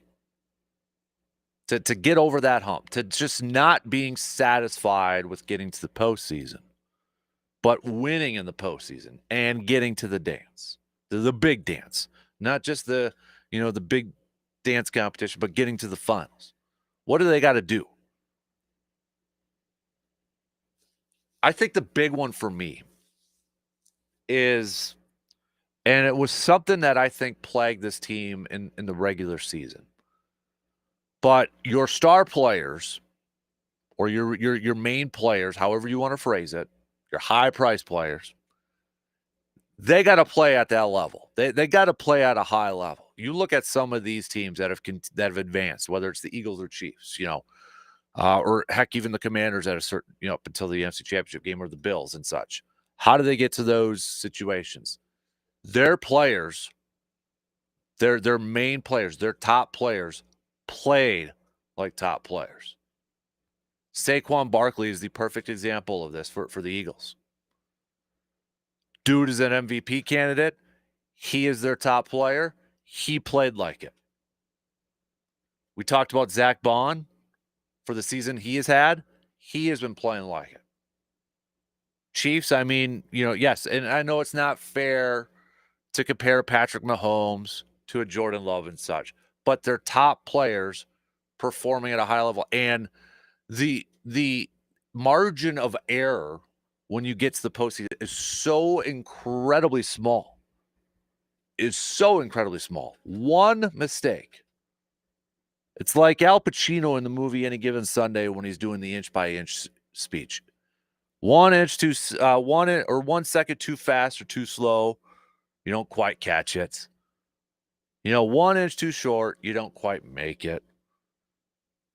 And Green Bay, to me, was that team this year where their top players either were just a little bit short or they didn't rise to that occasion and play like leaders of this team, like the top players of this team. You can name them. We've talked about some of the more disappointing players this season. Kenny Clark's, Rashawn Gary's, the drops from the wide receivers. I mean, that was such a huge issue. And you look at some of the catches that have been made in this postseason, it's like, dang. But those are playmakers making plays. Those are the big name players, your best players making plays. And I think that's a big thing for Green Bay now going forward. Hey, could it happen with more experience? Sure, why not? Who the heck knows, though? And I'm getting tired of using that excuse, too. I think there's a little bit to it, but for crying out loud, you're a professional. This is your job. It's time to do it. Players need to play at the level of the expectation that is from them. We expect Jordan Love to play like a top quarterback. That's got to be he's got to play at that level. We expect, Kenny Clark to be dominating the line of scrimmage because he's getting paid for it. He just got a new contract. We expect that. It has to happen. You invest a lot of money in a player like that, you better be getting that ROI, that return on investment. And I think it's fair you didn't get it from 97. and some other players this year. You had a lot of money invested in 2-3, and I know injuries derailed it, but you didn't get an ROI on it. Your top players have to perform, and your coaches have to perform at a high level too. Your coaches are not immune to that. They have to perform at a high level. They have to call a game at a high level. They have to manage the game at a high level. There were certain points. I mean, you look at these coordinators or whoever calls the plays for some of these teams. Andy Reid, play caller as a head coach. Again, I don't want to compare Matt LaFleur to Andy Reid, but if Matt LaFleur wants to get to a Super Bowl, there's no better mentor right now than Andy Reid. What he did from a play call standpoint, what he's continued to do over the years. Steve Spagnuolo, defensive coordinator for the Chiefs, what he has done. Coaches also need to perform at a high level. That to me is the main thing. How does Green Bay get to this? Their top players and their coaches have to play up to that moment. They have to live up to that moment. And this year they didn't in a lot of instances. They didn't. And you look at the two teams that are left standing right now. Philadelphia bringing in two new coordinators, two new play callers. Kellen Moore and Vic Fangio. They rose to big moments and big challenges. Andy Reid and Steve and Spags just continue to do it. Player-wise, Saquon, he did it this year. Kelsey, Mahomes, they continue to do it. Chandler Jones on the defensive side, they continue to do it. That to me is a big thing over there. It starts from just rising to that moment and playing up to that level, and your top players having to do that. And you've got to limit the mistakes. You get to the postseason, you've got to limit your mistakes. You've got to limit the penalties. You've got to limit shooting yourself in the foot. That was probably also one of the biggest things to plague this team this year. The self-inflicted wounds. Whether it was stupid penalties, whether it was turnovers or whatever the case may be. And sometimes not able to overcome those. Good teams, championship teams can overcome some of that stuff. We've seen it. Chiefs did it in the AFC Championship game. Mahomes fumbles, Buffalo scores, didn't really derail them. And I think that's a little bit of a problem with Green Bay too, is like when they do have that turnover, whether it's a pick, and it's not to say that every time. I mean, a lot of times, we hear Jordan Love is so even keeled even after he's, turned the ball over and such. Awesome. But is everybody else? And that includes coaches. Is everybody else as even keeled? Like it doesn't bother them? Can they overcome some of their self-inflicted stuff? And I feel like at times this year, they did a really bad job of it. So that to me are just some of the things. And we can break down different points and position groups and all that. But when I look at it from a bigger picture overall, what is holding this Packers team back from being where the Eagles are at or being where the Chiefs are at or being a Super Bowl contender? It starts with your main players, your top players, your players that you're paying to be difference makers, actually performing at a difference-making level.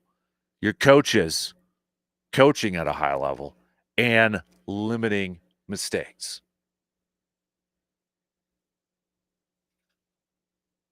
All right, coming up next hour, we're going to switch gears here a little bit, and we'll do some Badger chat with RJ Carner. We'll talk some hoops and hockey and such. Coming up just past 8, we'll do some Grind My Gears, though. The ASAP Used Auto Parts Grind My Gears Tuesday. Last call for anything that's grinding your gears. Let us know. Hit me up with a text, 715-830-1912 on that Shoe Doctors bullpen line. Or you can comment on the video streams. That works too. 2 win. We got 1 more to go. Got some news updates, and we'll be back in just a couple minutes.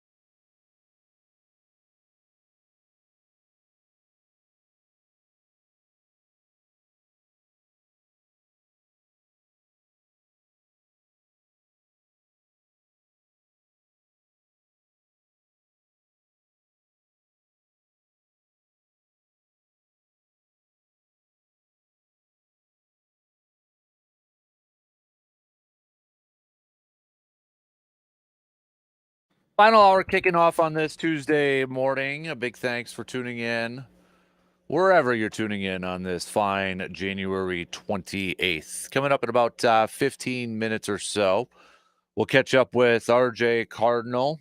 Time to do some Badger chat. Badger hoops moving up one spot in the latest rankings to number 17 in the country, coming off their win against Nebraska this past weekend. How about these numbers for Badger basketball right now?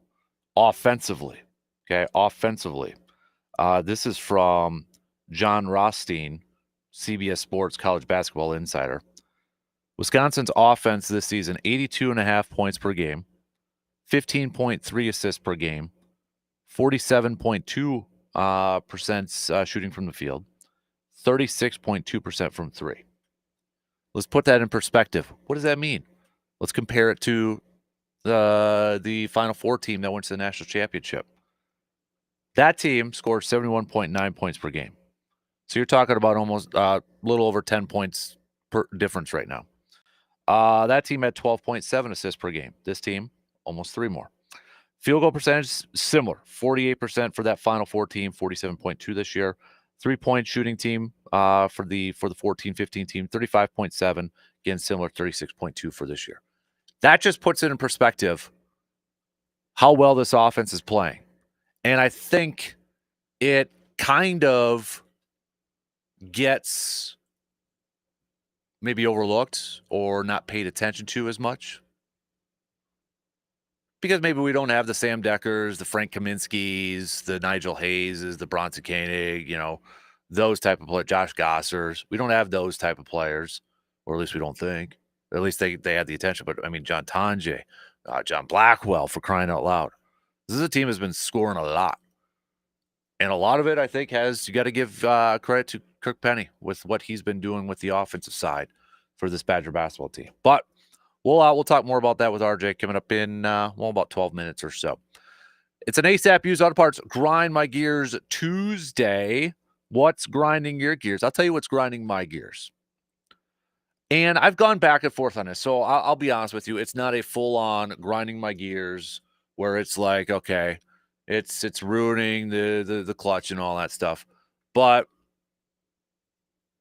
you're hearing a lot of talk about the Chiefs and their quest for a three-peat. 3 championships in a row. First to be done. Well, we have to be careful, and this is where I'm going with my grind my gears.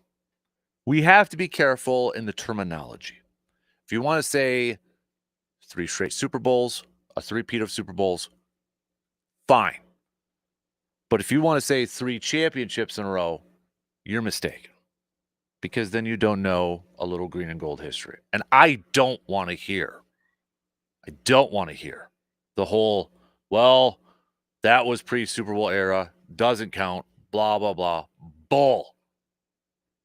I go back, and I'm glad Aaron Nagler brought this back up, but Cliff Christo, one of my idols, Cliff Christo, who is the Packers team historian, and we've had him on the program a few times. This was after Kansas City won the Super Bowl last year.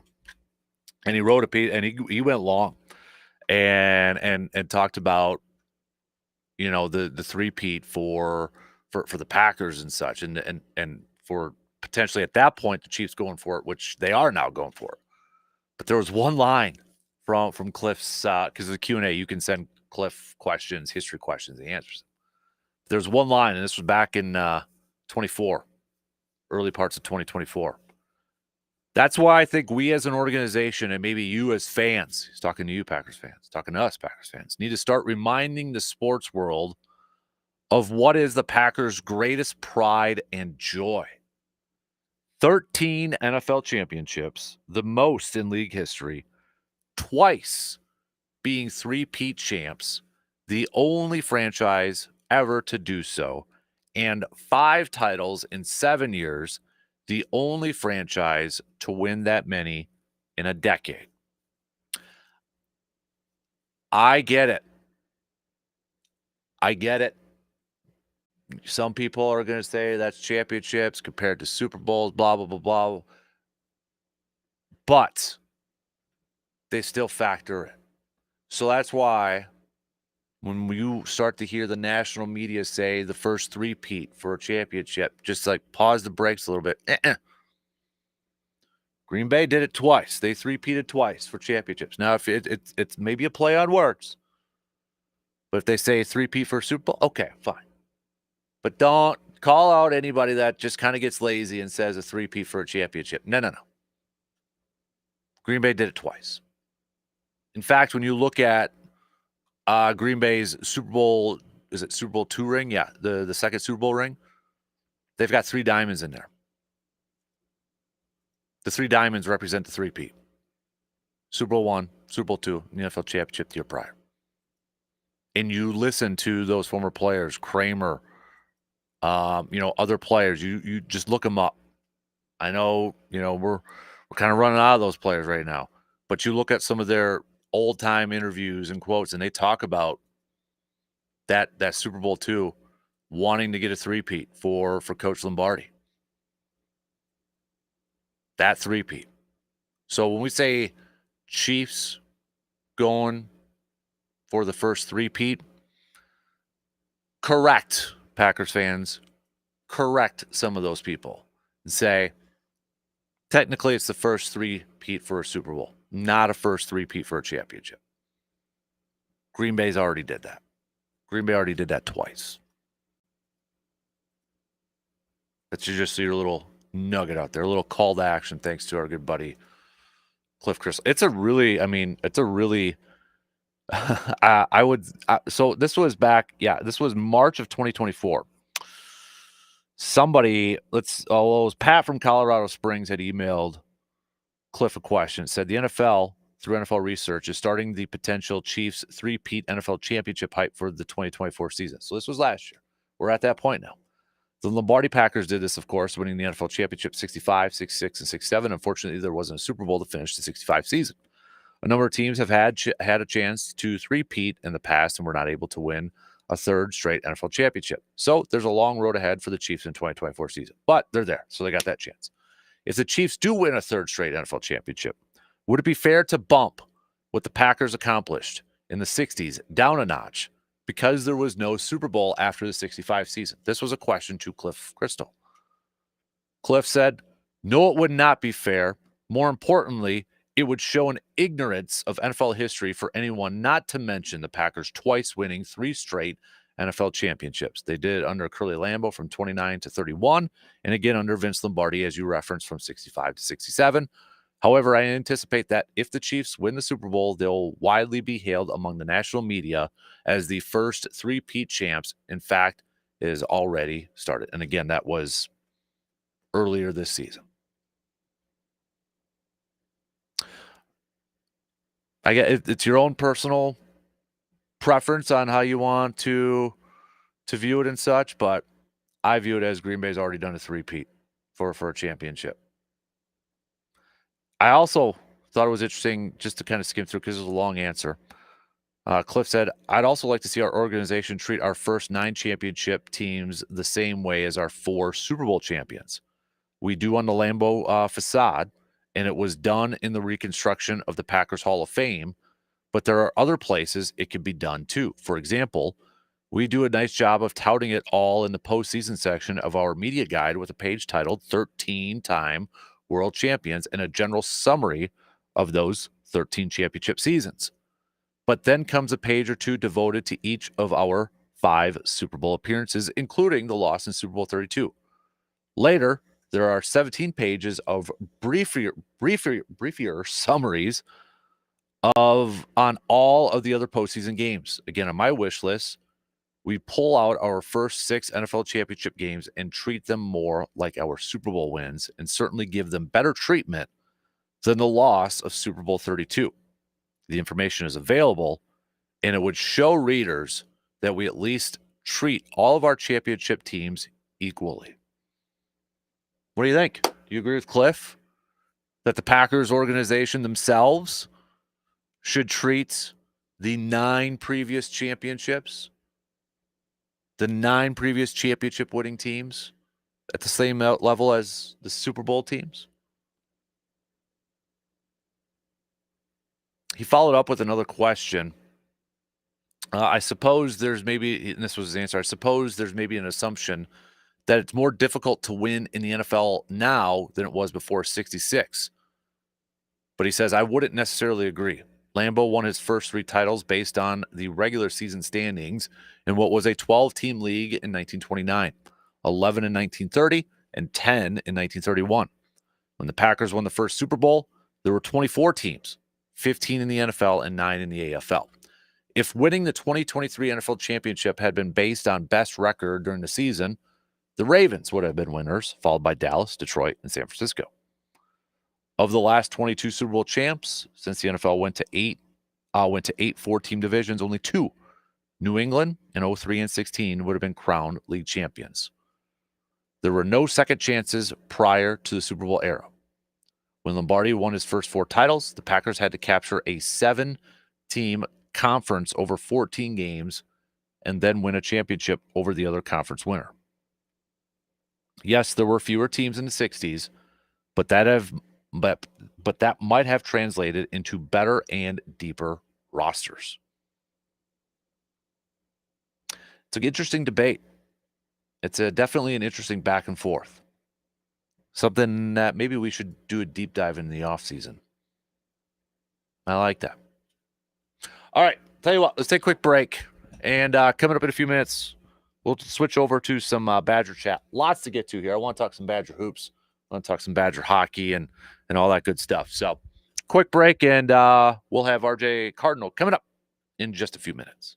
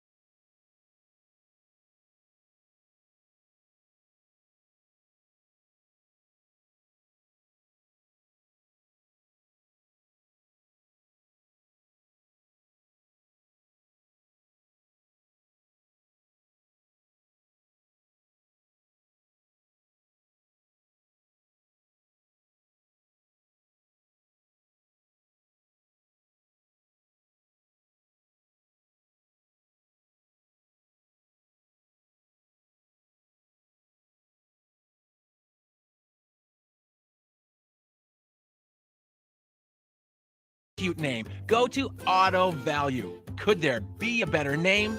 I didn't think so. Your Auto Value parts store. We've got the parts, we've got the smarts.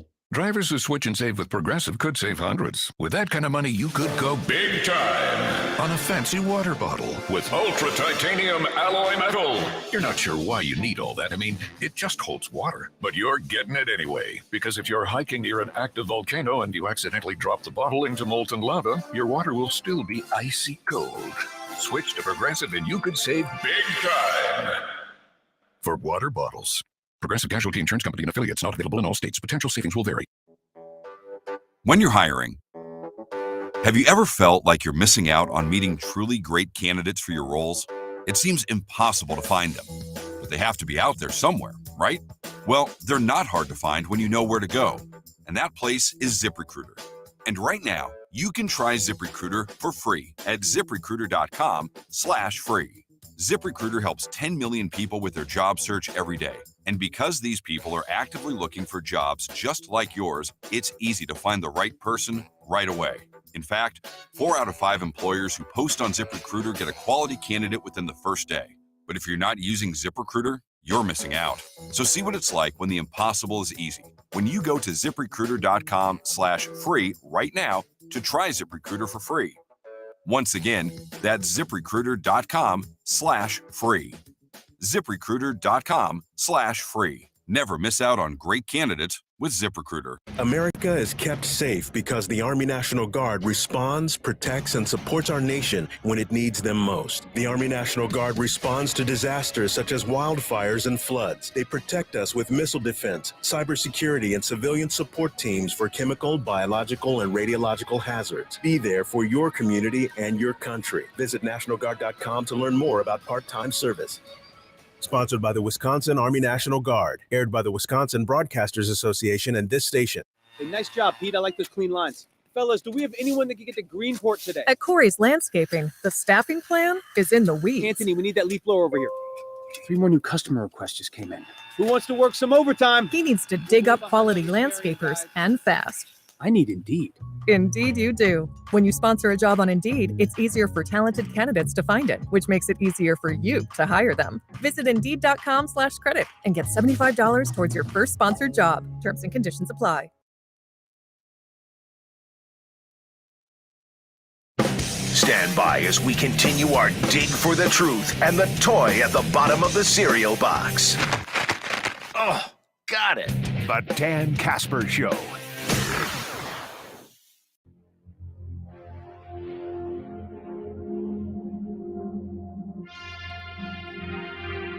With the temperatures a bit colder these days, your vehicle may be working a lot harder this winter season. Add in the potential for poor road conditions with some snowfall, and winter driving can be tough on your vehicle. That's where ASAP Used Auto Parts can help you out. Make sure your vehicle is prepared for this winter season with a new oil change to keep your engine running smooth and that you have the proper tires for those snow-covered roads. ASAP Used Auto Parts can help you with both of them. Just give them a call to set up your appointment, 715-514-4501. Let's chat some Badgers now with our guy, Mr. RJ Cardinal, who's joining us this morning. RJ, how you doing, man? Doing pretty good. What's going on with yourself? Not a lot, dude. Pretty, looking at this Badger basketball team, man, coming off of a win against Nebraska. I know they fell to UCLA before, but I'm sure you saw this. We've talked about it a couple times here. John Rothstein's tweet last night kind of comparing Wisconsin's offense to the 2 Final Four teams. Yeah, I did see that. Pretty comparable stats there. And, it's a 2-year evolution into the offense Kirk Penny is brought in. And it almost makes you wonder that whole coach in waiting thing for Joe Krabbenhoff, because he's been offered some other jobs that he hasn't taken. It's not like he's the one who brought in this new offense. So it'll be interesting to see. I'm not saying we're anywhere near Greg Gard not being here, but interesting to see how the coaching dynamic shakes out as things move along here. You mentioned Kirk Penny, and that was my question I was going to bring up to you, and I mean, you kind of answered it there, but we hear about Kirk Penny and the influence that he has had on this offense. Is it straight up just Kirk Penny and what he's brought over from what he learned across seas and then that style of offense? Is that the number one factor of why this Badger team is averaging 82.5 points per game, which is 10 points more per game than the national championship appearance team from 10 years ago? Yeah, and I'm not sure it's solely Kirk Penny in the new offense, but I mean, we're definitely seeing uptick in threes. This year, we're seeing an uptick in made threes, which is always great. You have players who are in the off season. We've seen development from. I mean, Carter Gilmore is making threes, and it's not like he was a bad player. I mean, he was a great scorer in high school, and now stuff's coming out in terms of his play that we hadn't really seen in the first couple of seasons. Kamari McGee was 27% from three over his college career before this season. Now he's darn near 50%. Yeah. It's like ridiculous just seeing the development, I guess. And it's kind of odd because you got rid of Dean Oliver. You brought in, I guess Kirk Penny was an analyst last season. I believe he's just on the coaching staff now. And then you brought in, what's the other guy? The international. Oh, the coach, former D2 coach. Yeah. But who's got the international ties? Brought in, got an international to sign mid-season here, whether that was a signing period one or not, or an international signing. I'm not sure how that really goes. But you're looking at a team that it seems like where you have some coaches who are really set in their ways and just bring guys in, that Greg Gard saw a need for a change and is willing to make that change and has made that change.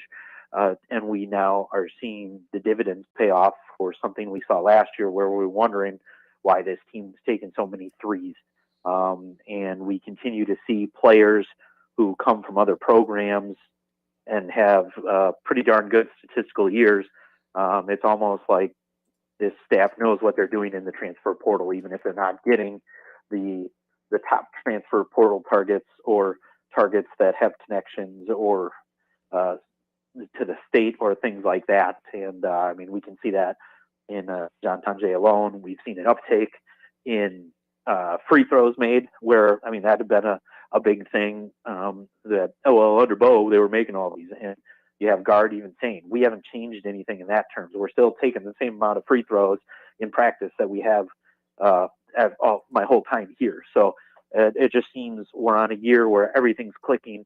And, in this day and age in the transfer portal, because, I mean, even Wisconsin's recruiting class, we thought Freitag was going to be playing a little more, but, he seems to be in high spirits, at least on social media.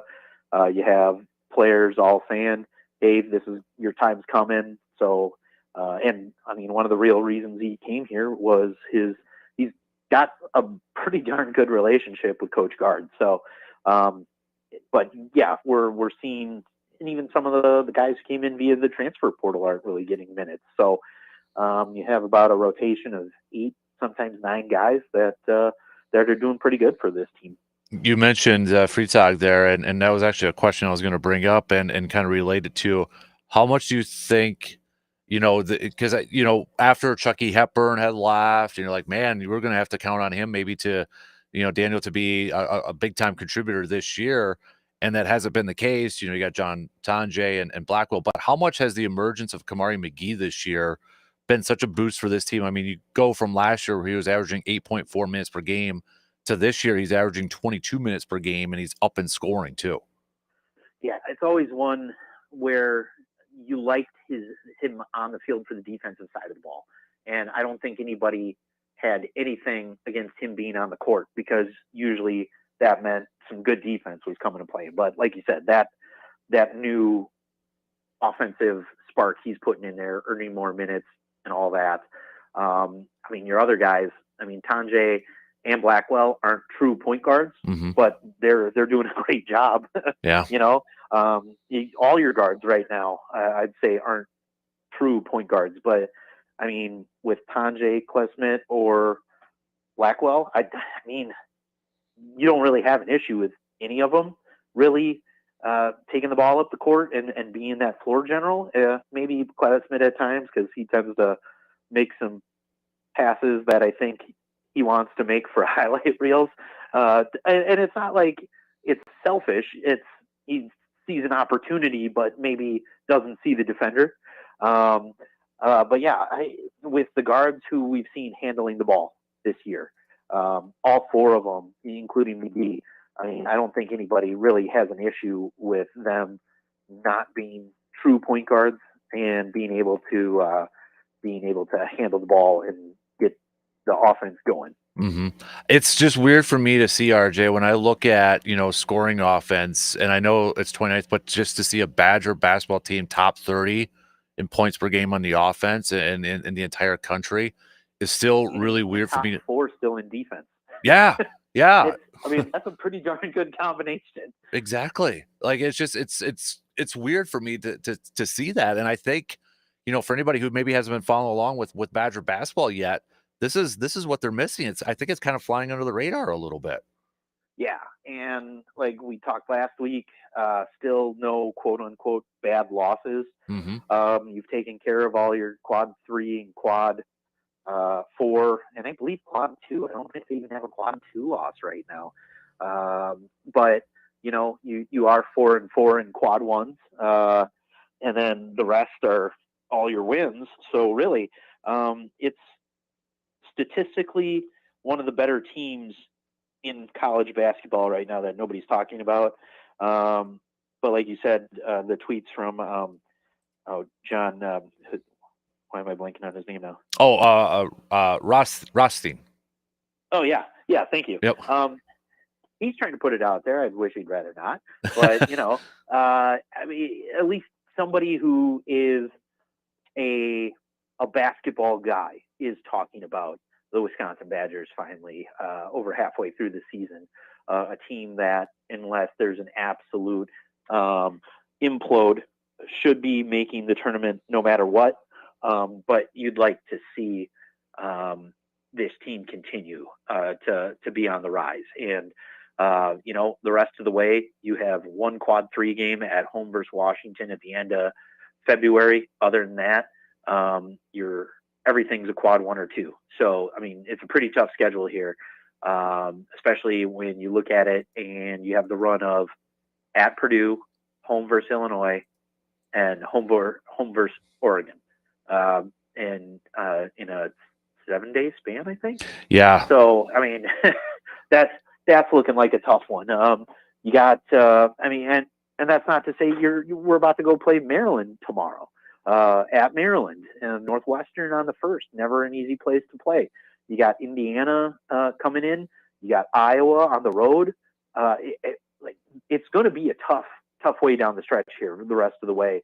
And in these final 11 games, so buckle up. It's gonna be a fun ride, I think. Do you have a couple of down games? Probably.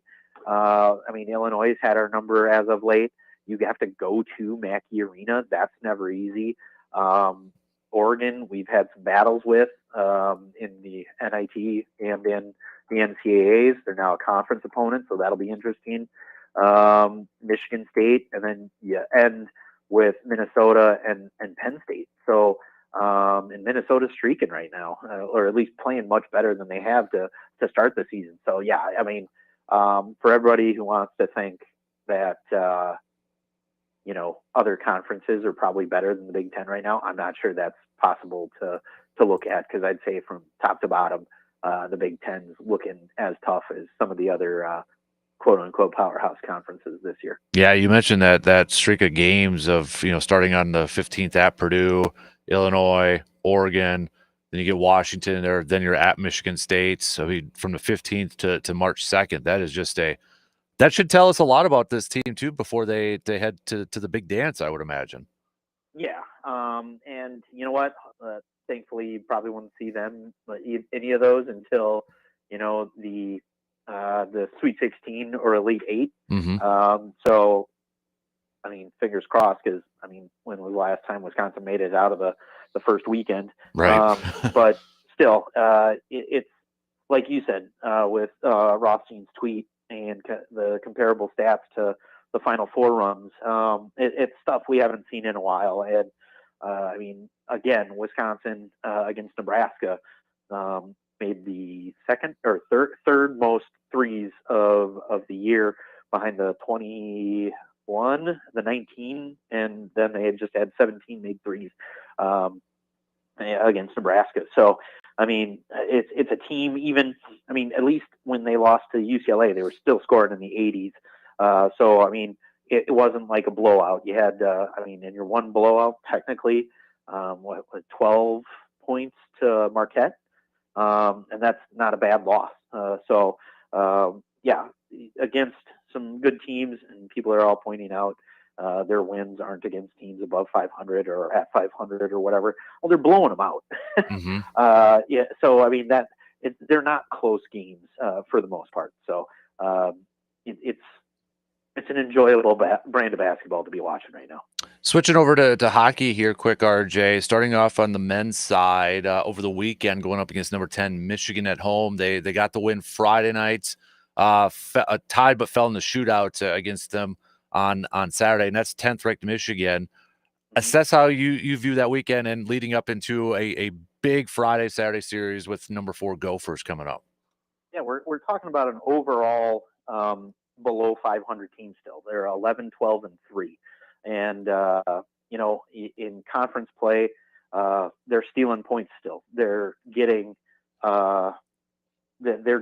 points every series. I think the only one they didn't get points in so far this year is home versus Minnesota, where they lost both games, but still played them pretty close, if I remember. What was that weekend? Yeah, you lost 3-2 in regulation, and then 3-2 in overtime. So you stole a point versus them still. You still got a point in that series. You had a run where you didn't go without a point in conference play the whole first go through your conference.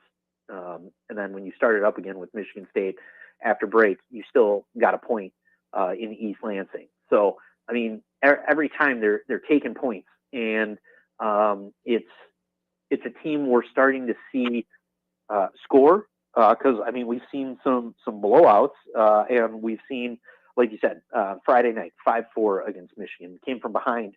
They were down 2-4 and ended up winning 5-4. So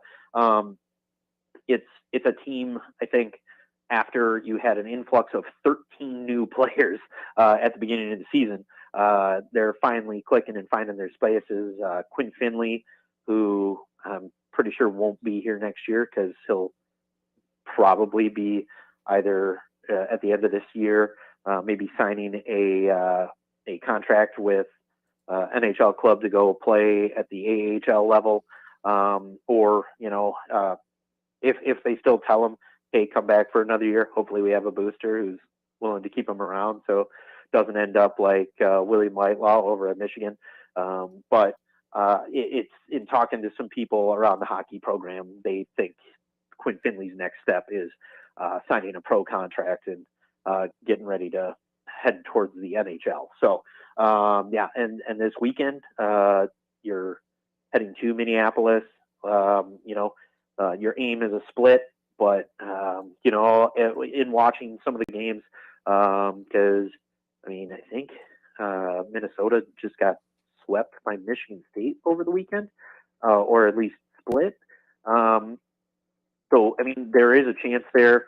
I know it becomes a pretty raucous place up in Minneapolis. They do not like the Badgers. And, they'll show out for the Wisconsin games, whereas as of late, even on Minnesota weekends, you don't have too many hockey fans showing up. This year you did, which was nice to see, but still, until there's consistent winning, Kohl Center won't be completely full. But at least there's hope this year. And like I said, you're 11, 12, and 3. You got how many more series do we have? 4? 1, 2, 3? Oh, 4. Yeah, 4 series left.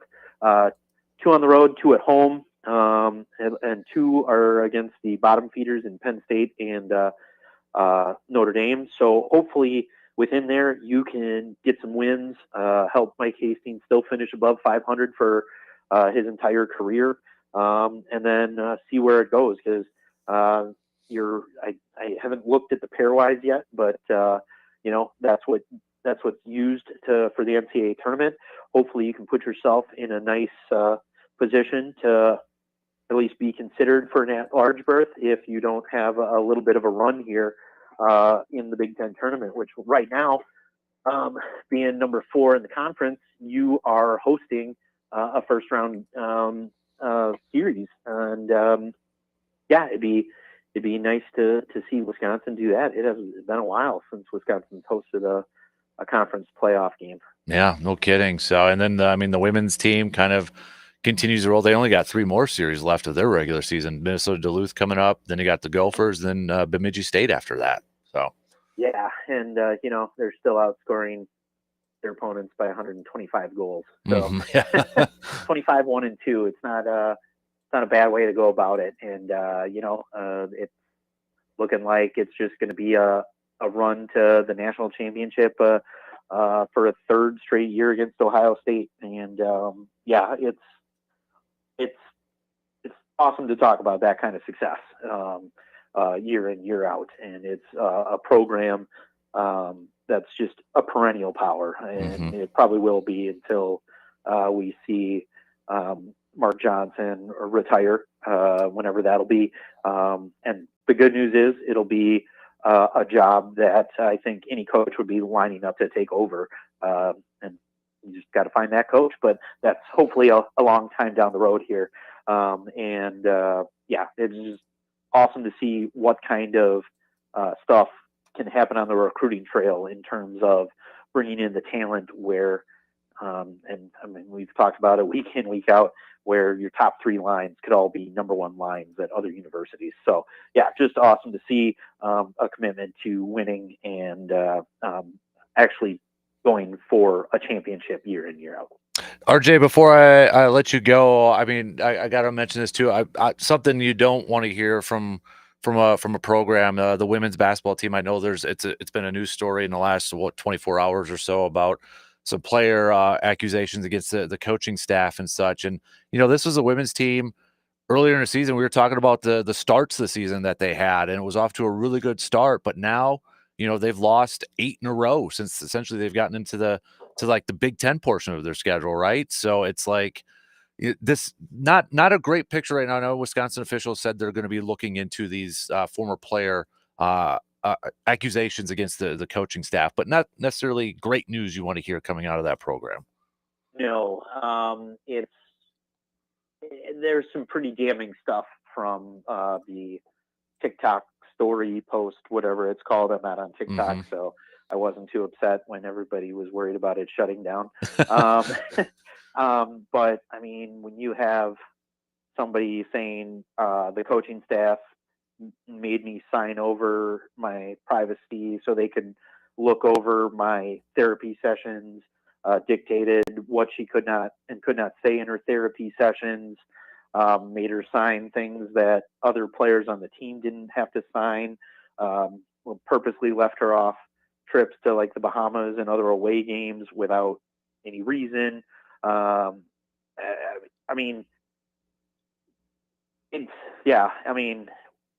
You have to do an investigation into that to see what is actually true or not there. Apparently the likes on the TikTok posts, a lot of other former players who had left the program were in support of it. And there have been quite a few girls who have left the basketball program after they were signing and they were considered players who could turn the program around, and then they left without any comment or anything like that. And something we haven't really seen is any sort of media availability for Marissa Mosley. So yeah, you kind of wonder what's going on here, and it's really not a good look, and it never is when you hear one side of the story.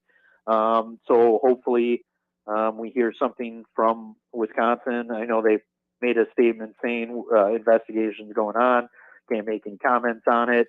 So we'll have to see what we're talking about when they can make comments and when they get their findings. And I mean, I guess the first thing we could hear is whether the coach is fired, or if they call a press conference at a weird time, might have some news on something. So, yep. But like I said, who knows how long that investigation is going to go? I mean, you'd have to be in contact with Tessa Towers. You'd have to be in. That's whose TikTok it was. You'd have to. I mean, you'd probably like to talk to some other girls who left the program just to see what their experiences were. But yeah, well, it'll play itself out. But right now, it's a pretty damning accusations towards Wisconsin's women's basketball coach. Absolutely. Hey, RJ, we appreciate the time as always, buddy. Good stuff. Enjoy the rest of the week, man. And hey, we'll catch up with you again soon. Okay. Yeah, we'll probably be talking about it next week, but either way, whoever wins the Super Bowl, a Badger will be winning the Super Bowl. That's, I was thinking about, I'm glad you brought that up, because I mentioned this yesterday. I was talking to a buddy of mine really quick here. Isn't it nuts and in a good way to think about all the linebackers that are having big time effects on their teams in the NFL? I mean, yes, the TJ Watts, you got Van Ginkel in Minnesota, TJ Edwards, Zach Bond, Leo Chanel, Jack Sanborn's kind of a part-time player, Nick Herbig as well. I mean, to think about all those Badger linebackers making big impacts in the NFL right now is kind of crazy. Yeah, and we fired that staff, but hey, whatever. Those are all previous staff players, and say what you will. Whether it needed to be done or not, yeah. And from inside things, it sounded like it needed to, because Paul Chris didn't want to make changes, but still, I'm glad Wisconsin can claim them. But it's also not the same coaching staff who is developing those players into what they are today. Mm-hmm. So still awesome to see Badgers doing well in the NFL, to at least allow players to be like, oh, where's that guy from? Wisconsin? Maybe I should look that up. Yeah. But, yeah. Yeah, it's just, and especially like the Zach Bond story is so cool too. With New Orleans, they kind of viewed him as just special teams. He goes to Philadelphia, and now he's like an all-pro. It's just, it's nuts. He's in a contract year. Yeah, so he's gonna make bank. It'll be interesting to see what Philly does with him. Mm-hmm. Because I think I read somewhere, if they do like a transitional tag or something like that, he's owed like 7.5 or something around there for.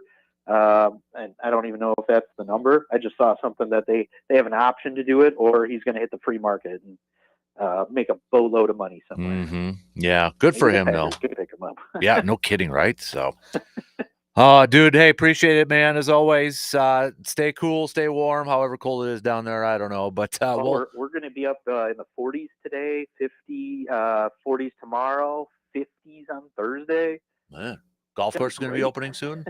Right? Appreciate it, buddy. We'll catch up with you soon, okay? Absolutely. Sounds good. We'll talk to you later. You got it. RJ Cardinal joining us here this morning. All right, let's take our final break, and we got some picks and predicts coming up, including a late night one. Bucks taking on the Blazers. Marquette also in action tonight. So we'll make those and more coming up after these quick words.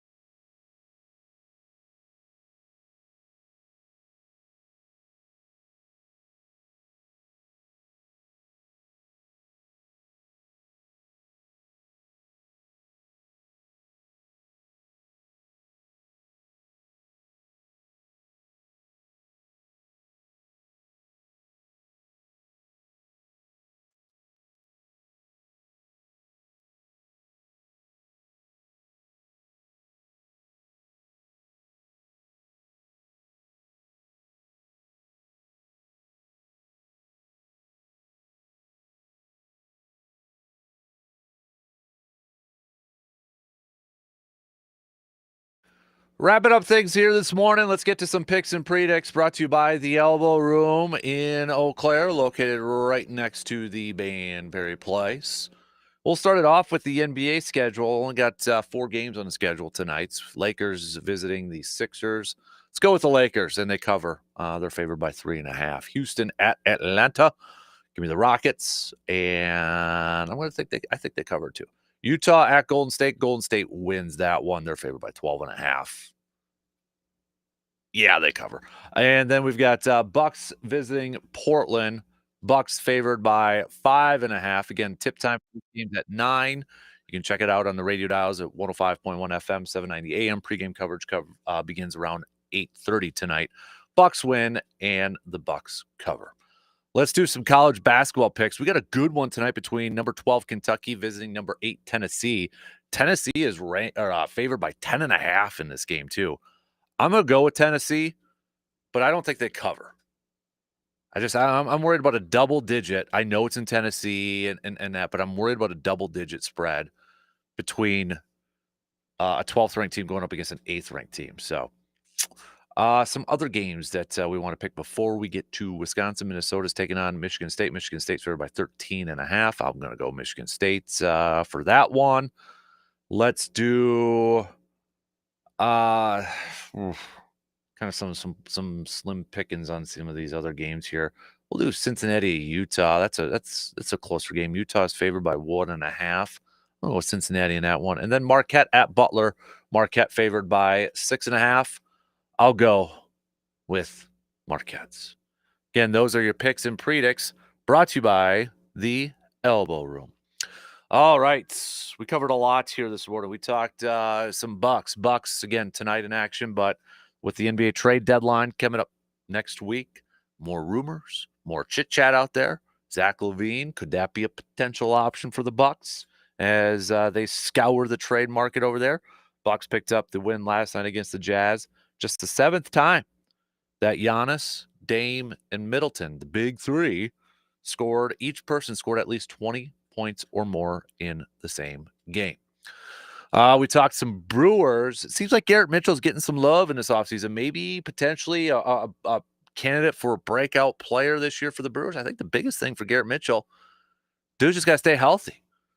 He's got to stay healthy. But I'm going to put a little bit of a higher expectation on Garrett Mitchell this upcoming season. I think the Brewers really need him, especially on the offensive side of things, with no more Willie Adames. And at this point, the Brewers haven't really made any additions that could help fill that need. And I think a lot of it's going to have to come from Garrett Mitchell. So we talked a little bit about Garrett Mitchell, potentially a candidate for breakout player for the Brewers this year. We talked a little Packers. We continued our self-scouting series, taking a look at the linebackers. We discussed what are the items or things missing from this Packers team for them to be on the same level as the Chiefs, Eagles, or as Super Bowl contenders. So we hit that up. We talked a lot of Badger basketball just recently with Mr. Cardinal. Their offense, if you haven't been following along, this offense, top 30, 28th. Just looking at NCAA rankings during the break, they're 28th right now in the entire nation in scoring. And they're averaging 10 more points per game than what that 14-15 national championship appearance team did. That's how much this offense is doing right now. So if you haven't been following along with this Badger team, start to pay a little bit more attention over there. So, but we did that. We did some ASAP used auto parts, grind my gears, and all that fun stuff. Coming up tomorrow, stock reports, whose stocks are due, whose stock is rising, whose stock is falling. Think about that for a little bit and make sure you participate with us tomorrow. And then, we'll hopefully be talking some more, another Bucks win, maybe some more trade rumors. We'll continue our Packers self-scouting series. Let's take a look at the running backs next. Because obviously Josh Jacobs, you got Marshawn Lloyd, who pretty much missed out his entire rookie season except for a few snaps here or there. What about A.J. Dillon? What about Emmanuel Wilson? What about Chris Brooks? We'll talk about that coming up tomorrow for our self-scouting series for the green and gold. So, and I want to start to pick up some more baseball talk too, a little bit more Brewers talk as we inch a little bit closer and closer to pitchers and catchers reporting, spring training coming up in just a couple weeks, few weeks here too. So we'll break it all down, baby. And then we got a Badger basketball game coming up tomorrow night too. So big thanks for tuning in, participating, joining in on the conversation. DP Danuts, they're up next. Go ahead and have yourself a fantastic rest of the day. We'll be back at it again tomorrow morning, 6 a.m. We'll see you then.